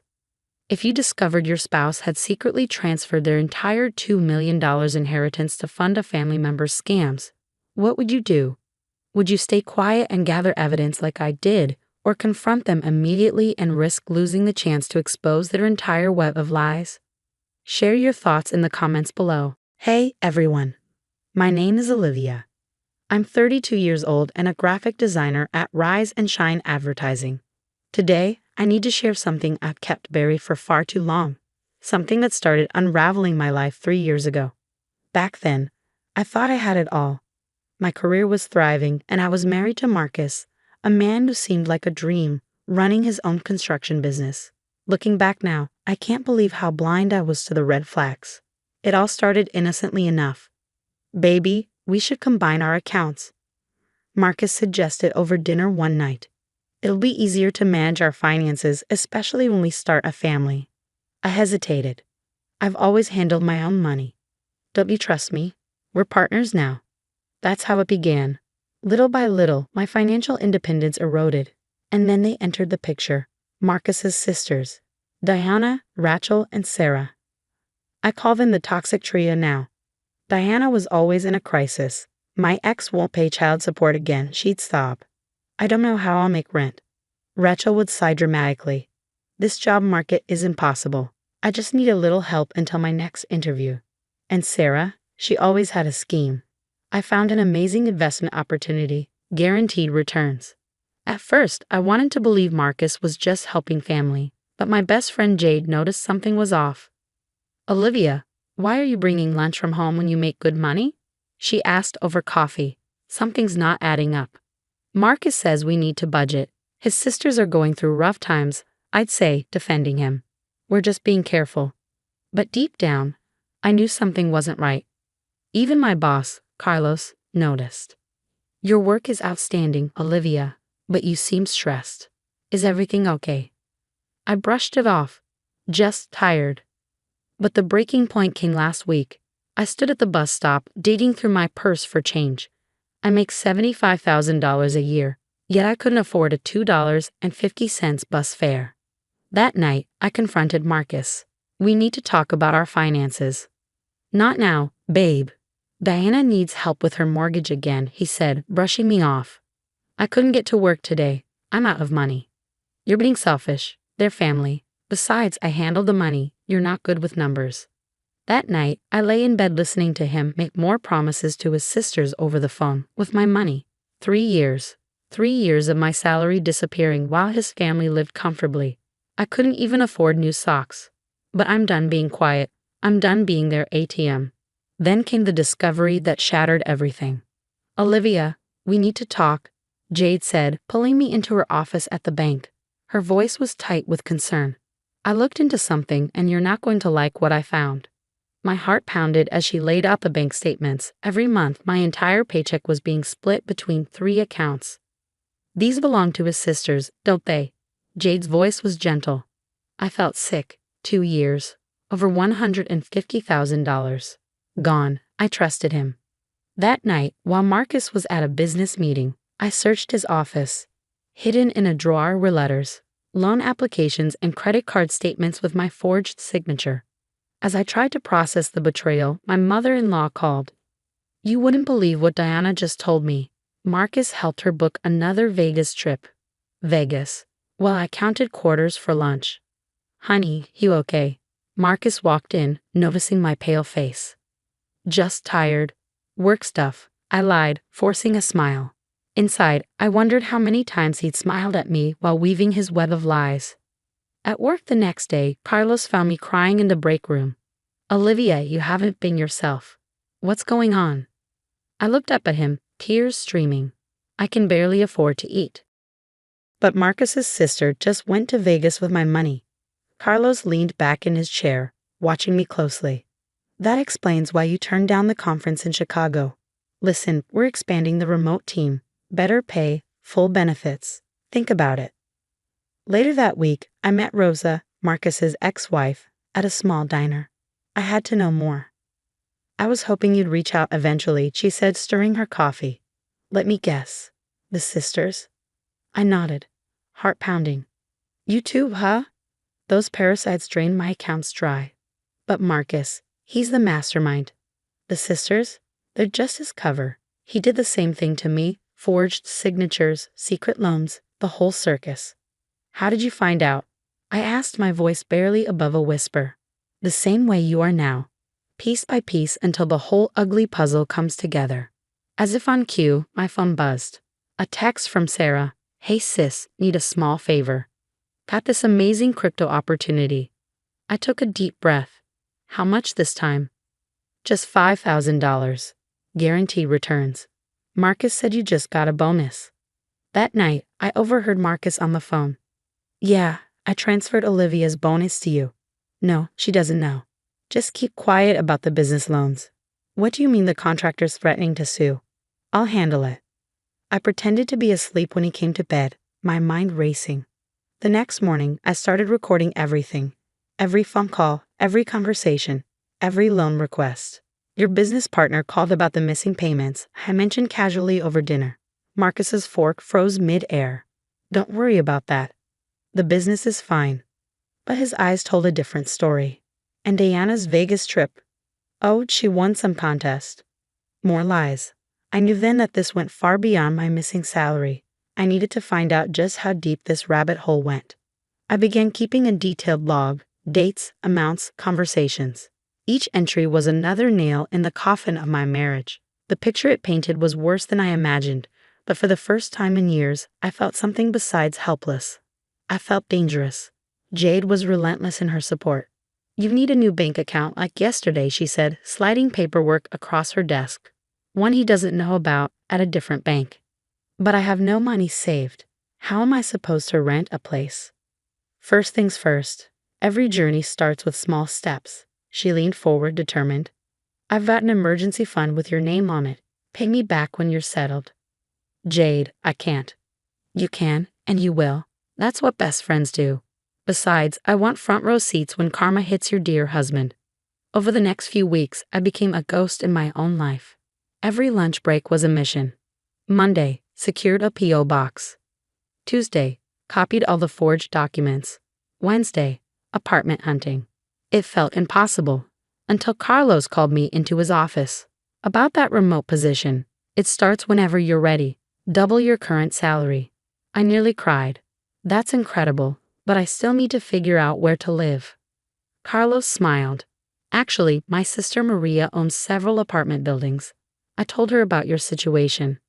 Carlos, I can't afford. First month's free. Security deposit in installments. Rent straight from your new salary. She helps women in situations like yours.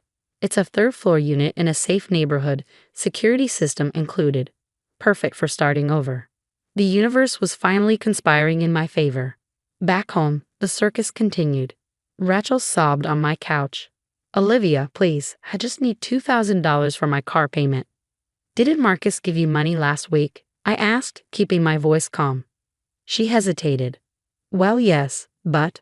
The panic in her eyes told me everything.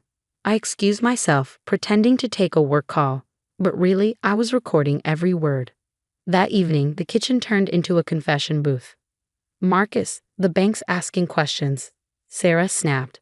We need to move the investment money somewhere else. Keep your voice down. Olivia might hear. Who cares? She's too busy working her little design job. Diana laughed. That little job is funding your entire lifestyle. I typed everything into my evidence file, hands shaking with rage. I'm taking a business trip next weekend, Marcus announced at dinner. Just 3 days. Big client in Phoenix. Perfect. The moment his flight took off, my plan launched. Jade helped coordinate with 2 movers she trusted. 4 hours, that's all it took to pack up my life. Take the expensive stuff he bought with your money, Jade advised. It's legally yours. I left my wedding ring on the kitchen counter, along with a letter addressed to Marcus's parents. Inside was everything. Bank statements, forged loan documents, and a detailed account of their son's betrayal. I wanted them to know the truth and to have proof. That night, as I sat on my inflatable mattress in my new apartment, courtesy of Jade, my phone began to explode with messages. Sarah, investment opportunity, major returns. Call me. Diana, we're family. How could you? Rachel, baby, whatever you think, we can fix this. Marcus, the bank called. What did you do? I blocked them all. The next morning, I walked into my new remote position wearing a fresh outfit, purchased with my first expedited paycheck. My phone buzzed, a news alert. Local investment scheme under investigation. Carlos noticed my smile. You okay? I met his gaze confidently. Never better. As I glanced at my reflection in the office window, I didn't see a victim anymore. I saw someone who had chosen survival. And the best part? Marcus and his sisters had no idea I'd been documenting their every move, ready to use it all against them. That evening, the news anchor's voice filled my living room. Local construction company owner Marcus Reynolds faces multiple fraud charges. Sources say the investigation began after evidence of a complex investment scheme surfaced. My phone rang. It was Rosa. Are you watching this? She asked, her voice almost gleeful. Every second. Sarah just got picked up by the FBI. Turns out their investment club was a Ponzi scheme. They're all going down. I poured myself a glass of wine, sinking deeper into my couch as another alert flashed across the screen. Local investment scam expands, affecting dozens of victims. 3 sisters and a local businessman face potential prison time. The screen switched to their mugshots, designer clothes replaced by orange jumpsuits. Then I spoke directly to my audience. What would you do if you discovered your spouse wasn't just stealing your entire salary, but also using your identity to fund their family's luxurious lifestyle? Would you quietly gather evidence like I did, or would you confront them immediately? Share your thoughts in the comments below. I pause, letting my words sink in. Some say I was too calculating, that I should have confronted Marcus and his sisters right away. Others might think I went too easy on them by letting the law handle it. What do you think? Was my revenge too cold or not cold enough? I leaned closer to the camera. Hi, everyone. My name is Mary, a 29-year-old marketing executive living in the heart of Chicago. I'm 6 months into married life with my amazing husband, William, a brilliant software engineer. Together, we've built our dream home, a sleek, modern apartment that feels like a slice of heaven after long, busy days at work. Babe, have you seen my laptop charger? William called out one morning, rushing around in his usual pre-work frenzy. Check the drawer in the entryway, I replied, sipping my coffee as I admired our carefully curated living room. Every piece of furniture had been a joint decision, reflecting our shared taste and values. Just as William unearthed his charger, a sharp knock echoed through the apartment. My stomach sank. I knew that knock. Susan, I muttered to William, plastering on a smile as he opened the door. In waltzed William's grandmother, all 75 years of her, with her ever-present air of judgment. She surveyed our minimalist decor with a raised brow. Oh, still keeping the place like a spaceship, I see, she remarked, disdain dripping from her words. I bit my tongue and forced a polite smile. Good morning, Susan. Would you like some coffee? No, thank you, dear, she said, waving her hand dismissively. Who knows what fancy concoctions you youngsters put in coffee these days? Probably something that would upset my stomach. William jumped in, trying to ease the tension. Grandma, we were just about to head to work. Do you need something? Susan scoffed. Can't a grandmother check on her grandson without needing something? I just wanted to see if you finally added some warmth to this place. I couldn't help myself. We love our home, Susan. It's exactly how we want it. Of course you do, dear, she replied with a condescending pat on my arm. You'll learn as you get older. As Susan continued her uninvited inspection of our apartment, William pulled me aside.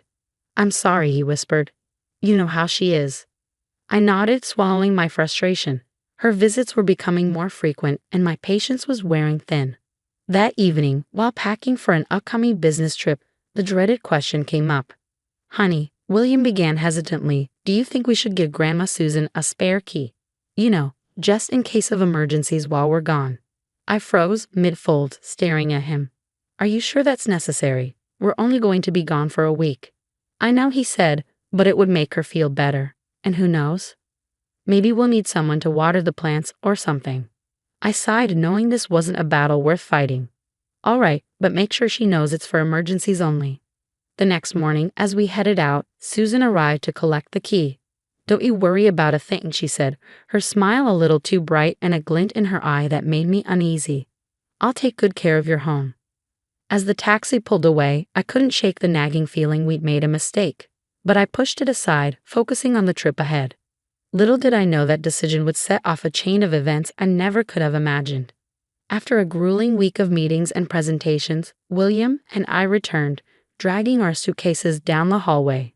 I can't wait to crash on the couch, William groaned, fumbling with the key. As soon as we stepped inside, something felt off. The air was heavy, with an odd, musty smell. Did you leave a light on? I asked, noticing a warm glow of lamps instead of our usual cool LEDs. No, he replied, confused. I flipped on the main light and gasped. Our sleek, modern living room was gone. In its place stood heavy, ornate antique furniture, straight out of a Victorian mansion. What the hell? William muttered, frozen in place. This isn't a mistake, I snapped, my shock quickly turning to fury. This is Susan. She's gone too far this time. William's face paled as realization dawned. William stared at me, his voice trembling. But why would she do this? Because she's never respected our choices, I snapped. She's always criticized our style, our lifestyle, and now she's crossed the line by violating our home. My hand shot toward my phone. We need to call her right now. William grabbed my arm, his voice calm but firm. Wait, Mary. It's late. Maybe we should sleep on this and approach her calmly tomorrow. Calmly? I echoed, incredulous. Are you kidding me? She broke into our home and stole our things. She's still my grandmother, he replied weakly. And I'm your wife. William, don't you get it? Our home has been violated. Our voices rose as we argued, our emotions raw and tangled. William wanted to handle the situation diplomatically, fearing family repercussions, while I was consumed with a need for justice. Fine, I spat, crossing my arms. We'll do it your way. But first thing tomorrow, we're confronting her. Fuming, I stomped to the bathroom to wash up. As I passed the trash can, something caught my eye. My heart stopped. Trembling, I reached in and pulled out the shattered remains of a delicate porcelain vase. My mother's vase. The only thing I had left of her. No, I whispered, cradling the broken pieces as tears streamed down my face. Mary?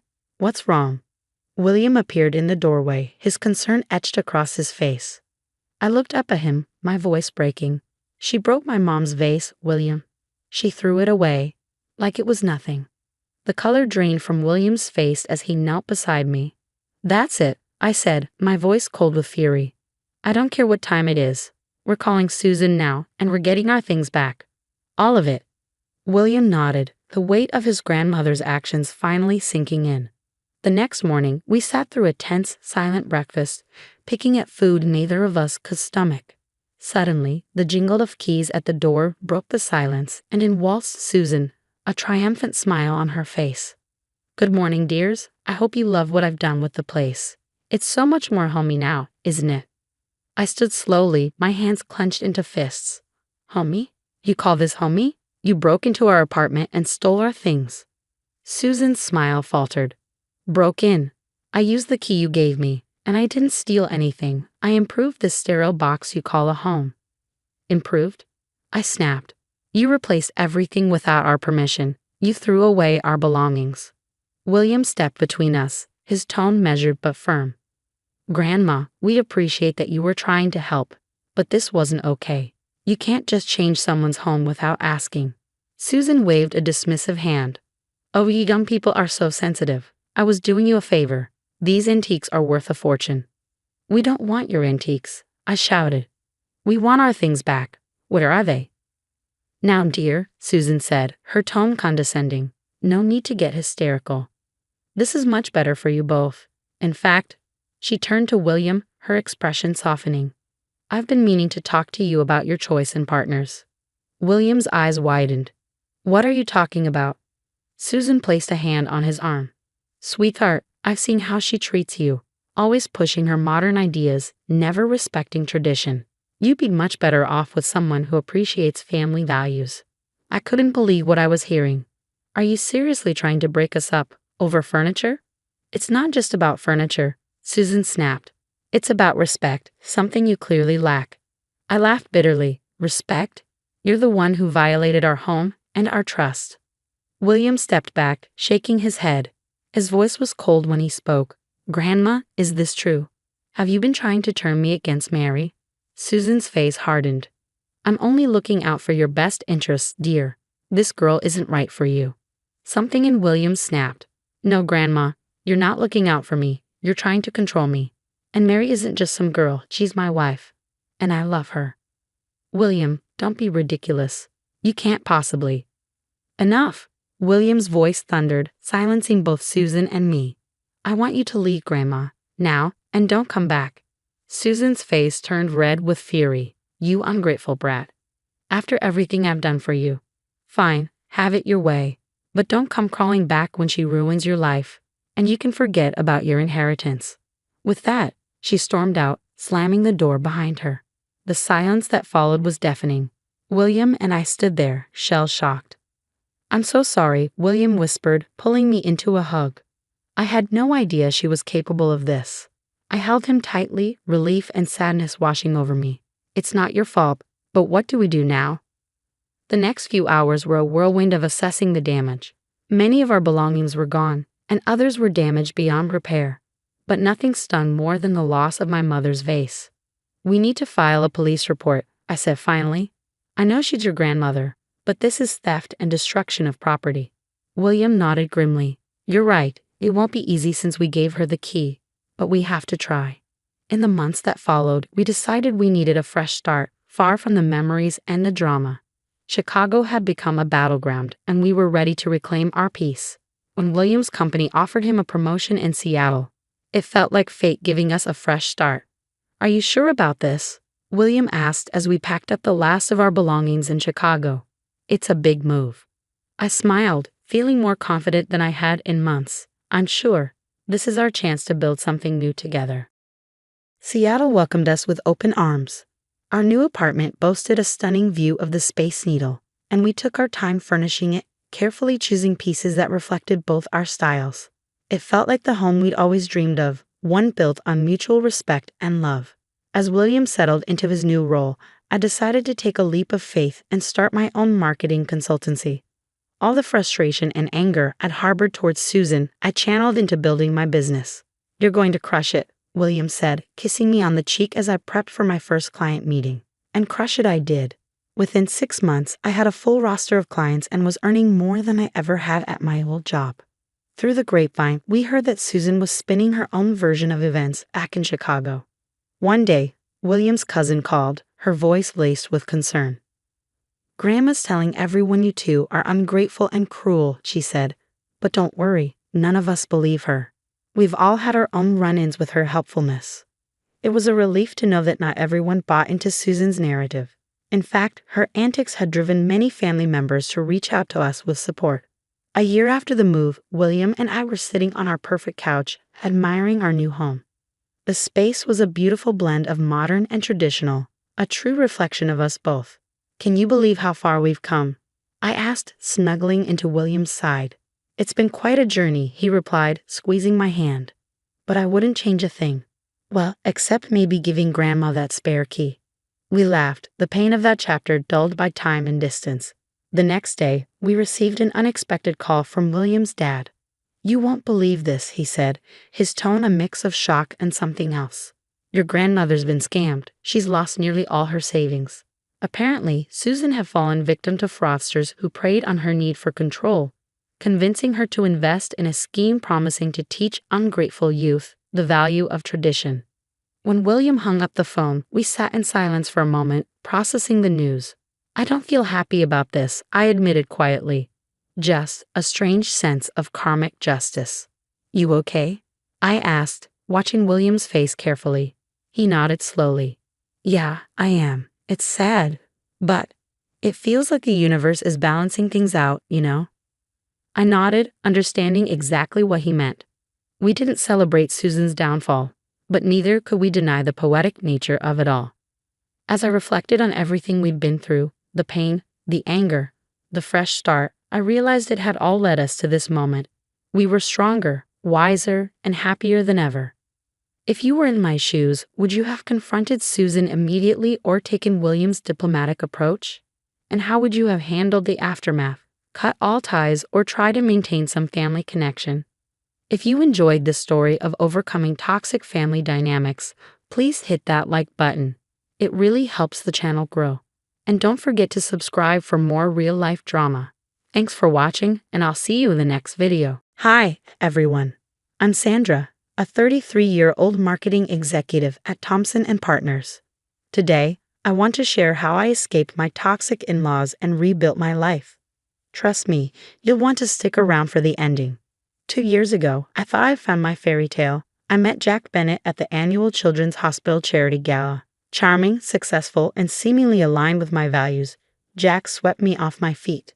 Our whirlwind romance was a dream. Fancy dinners, surprise weekend getaways, and within 6 months, we were married. "You're exactly what this family needs, dear," his mother, Linda, gushed during my first dinner with the Bennetts. Someone bright and modern to shake things up. She welcomed me warmly, offering advice on family dynamics and always wearing a pleasant smile.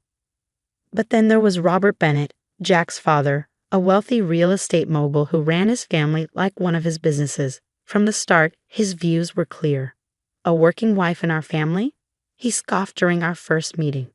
"Jack, shouldn't you be making enough to support her?" "Dad, times have changed," Jack defended, though his voice wavered. "Sandra's career is important to her." Jack's sister Sarah and her husband Tom tried to warn me during our engagement party. "Sandra, you seem great, but you need to know what you're getting into," Sarah whispered. "Dad's controlling, especially with money." "He almost sabotaged my startup," Tom added. "Thought it would take too much attention away from the family business." I dismissed their concerns. I had my own life, my own career, and my best friends, Emma and David, who kept me grounded. "Girl, your father-in-law gives me the creeps," Emma said one day over sushi. "The way he grilled you about your Nordstrom purchases at dinner? Red flag." "He's just showing interest," I replied, though I was starting to see those red flags myself. Weekly dinners at the Bennett mansion became a battleground. Robert would make pointed comments about proper wives and managing households full-time. "By the way, Sandra, I noticed you bought a new car," he announced one evening. "Don't you think that's a bit extravagant for someone in your position?" "Do you mean my position as a senior marketing executive or as your daughter-in-law?" I shot back. Jack, as usual, avoided eye contact, focusing intently on his mashed potatoes. Linda would try to mediate, her smile strained as she glanced at Robert for approval before speaking.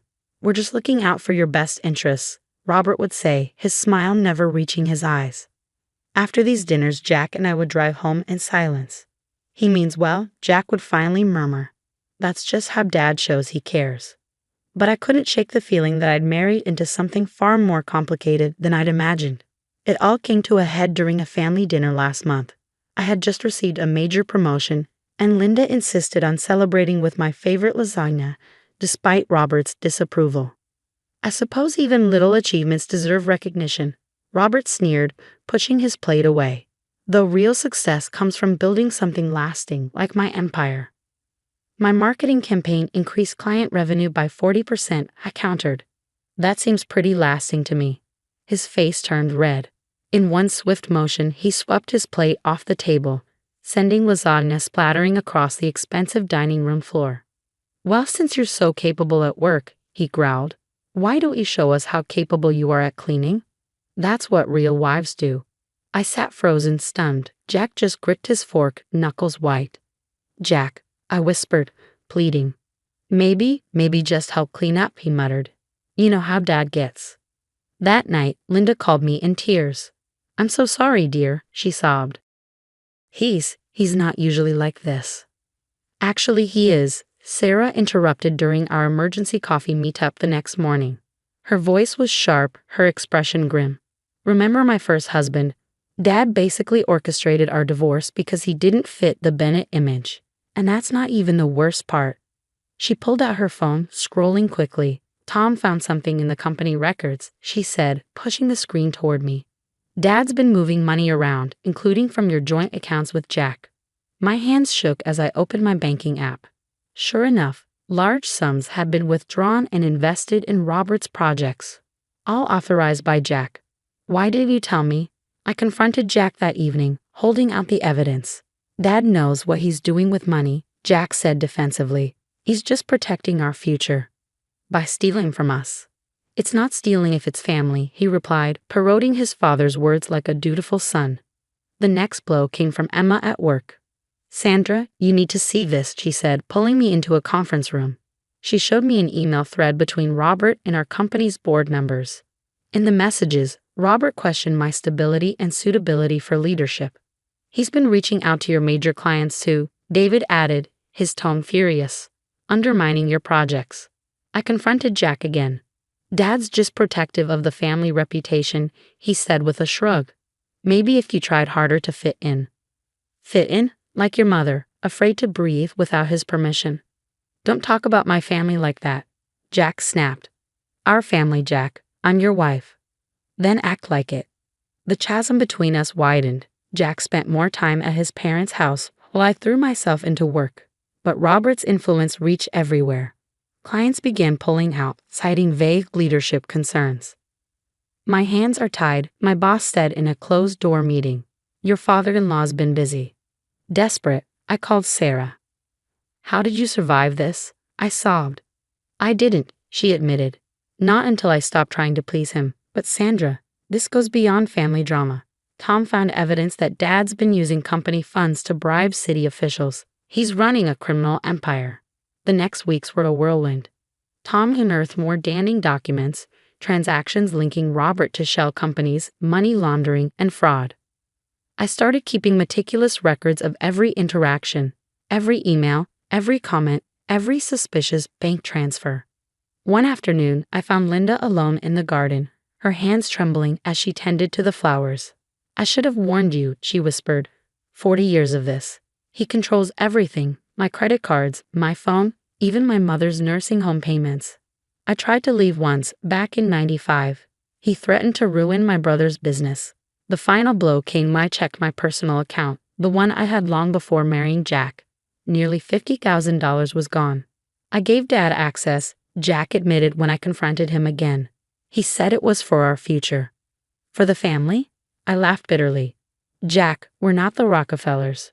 We're victims of your father's ego.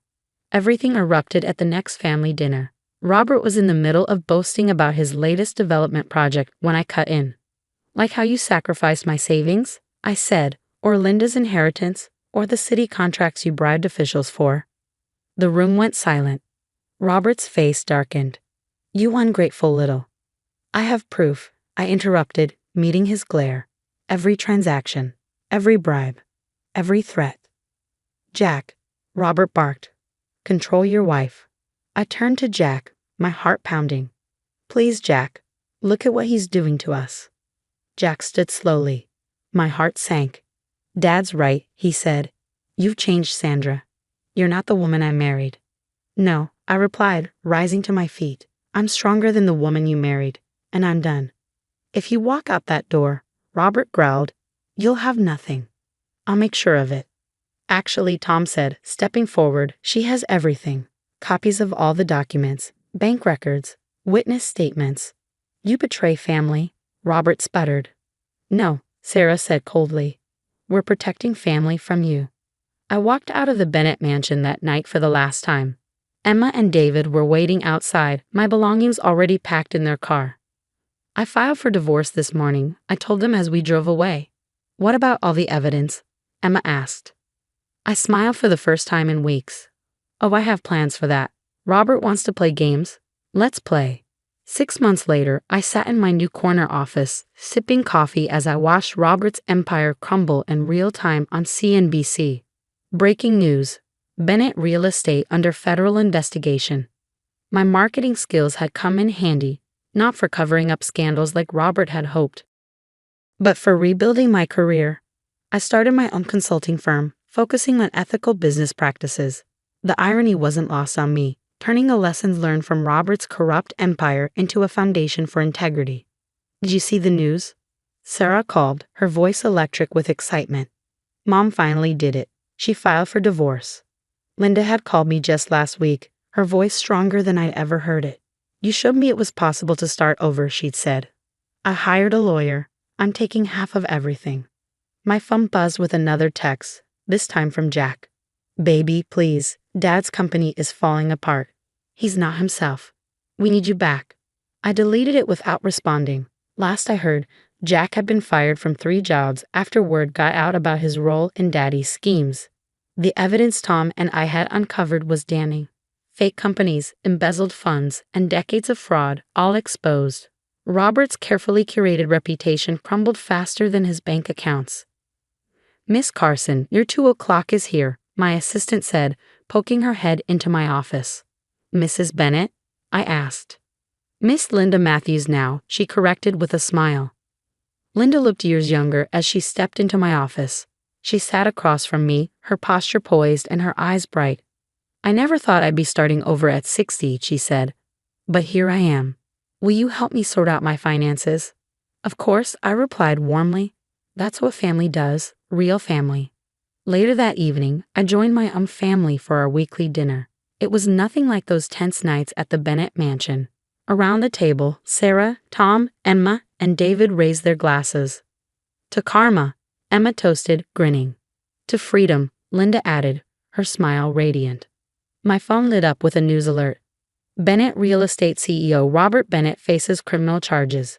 I glanced outside where the sun was setting, painting the sky in rich hues of orange and pink. My new campaign had launched rave reviews.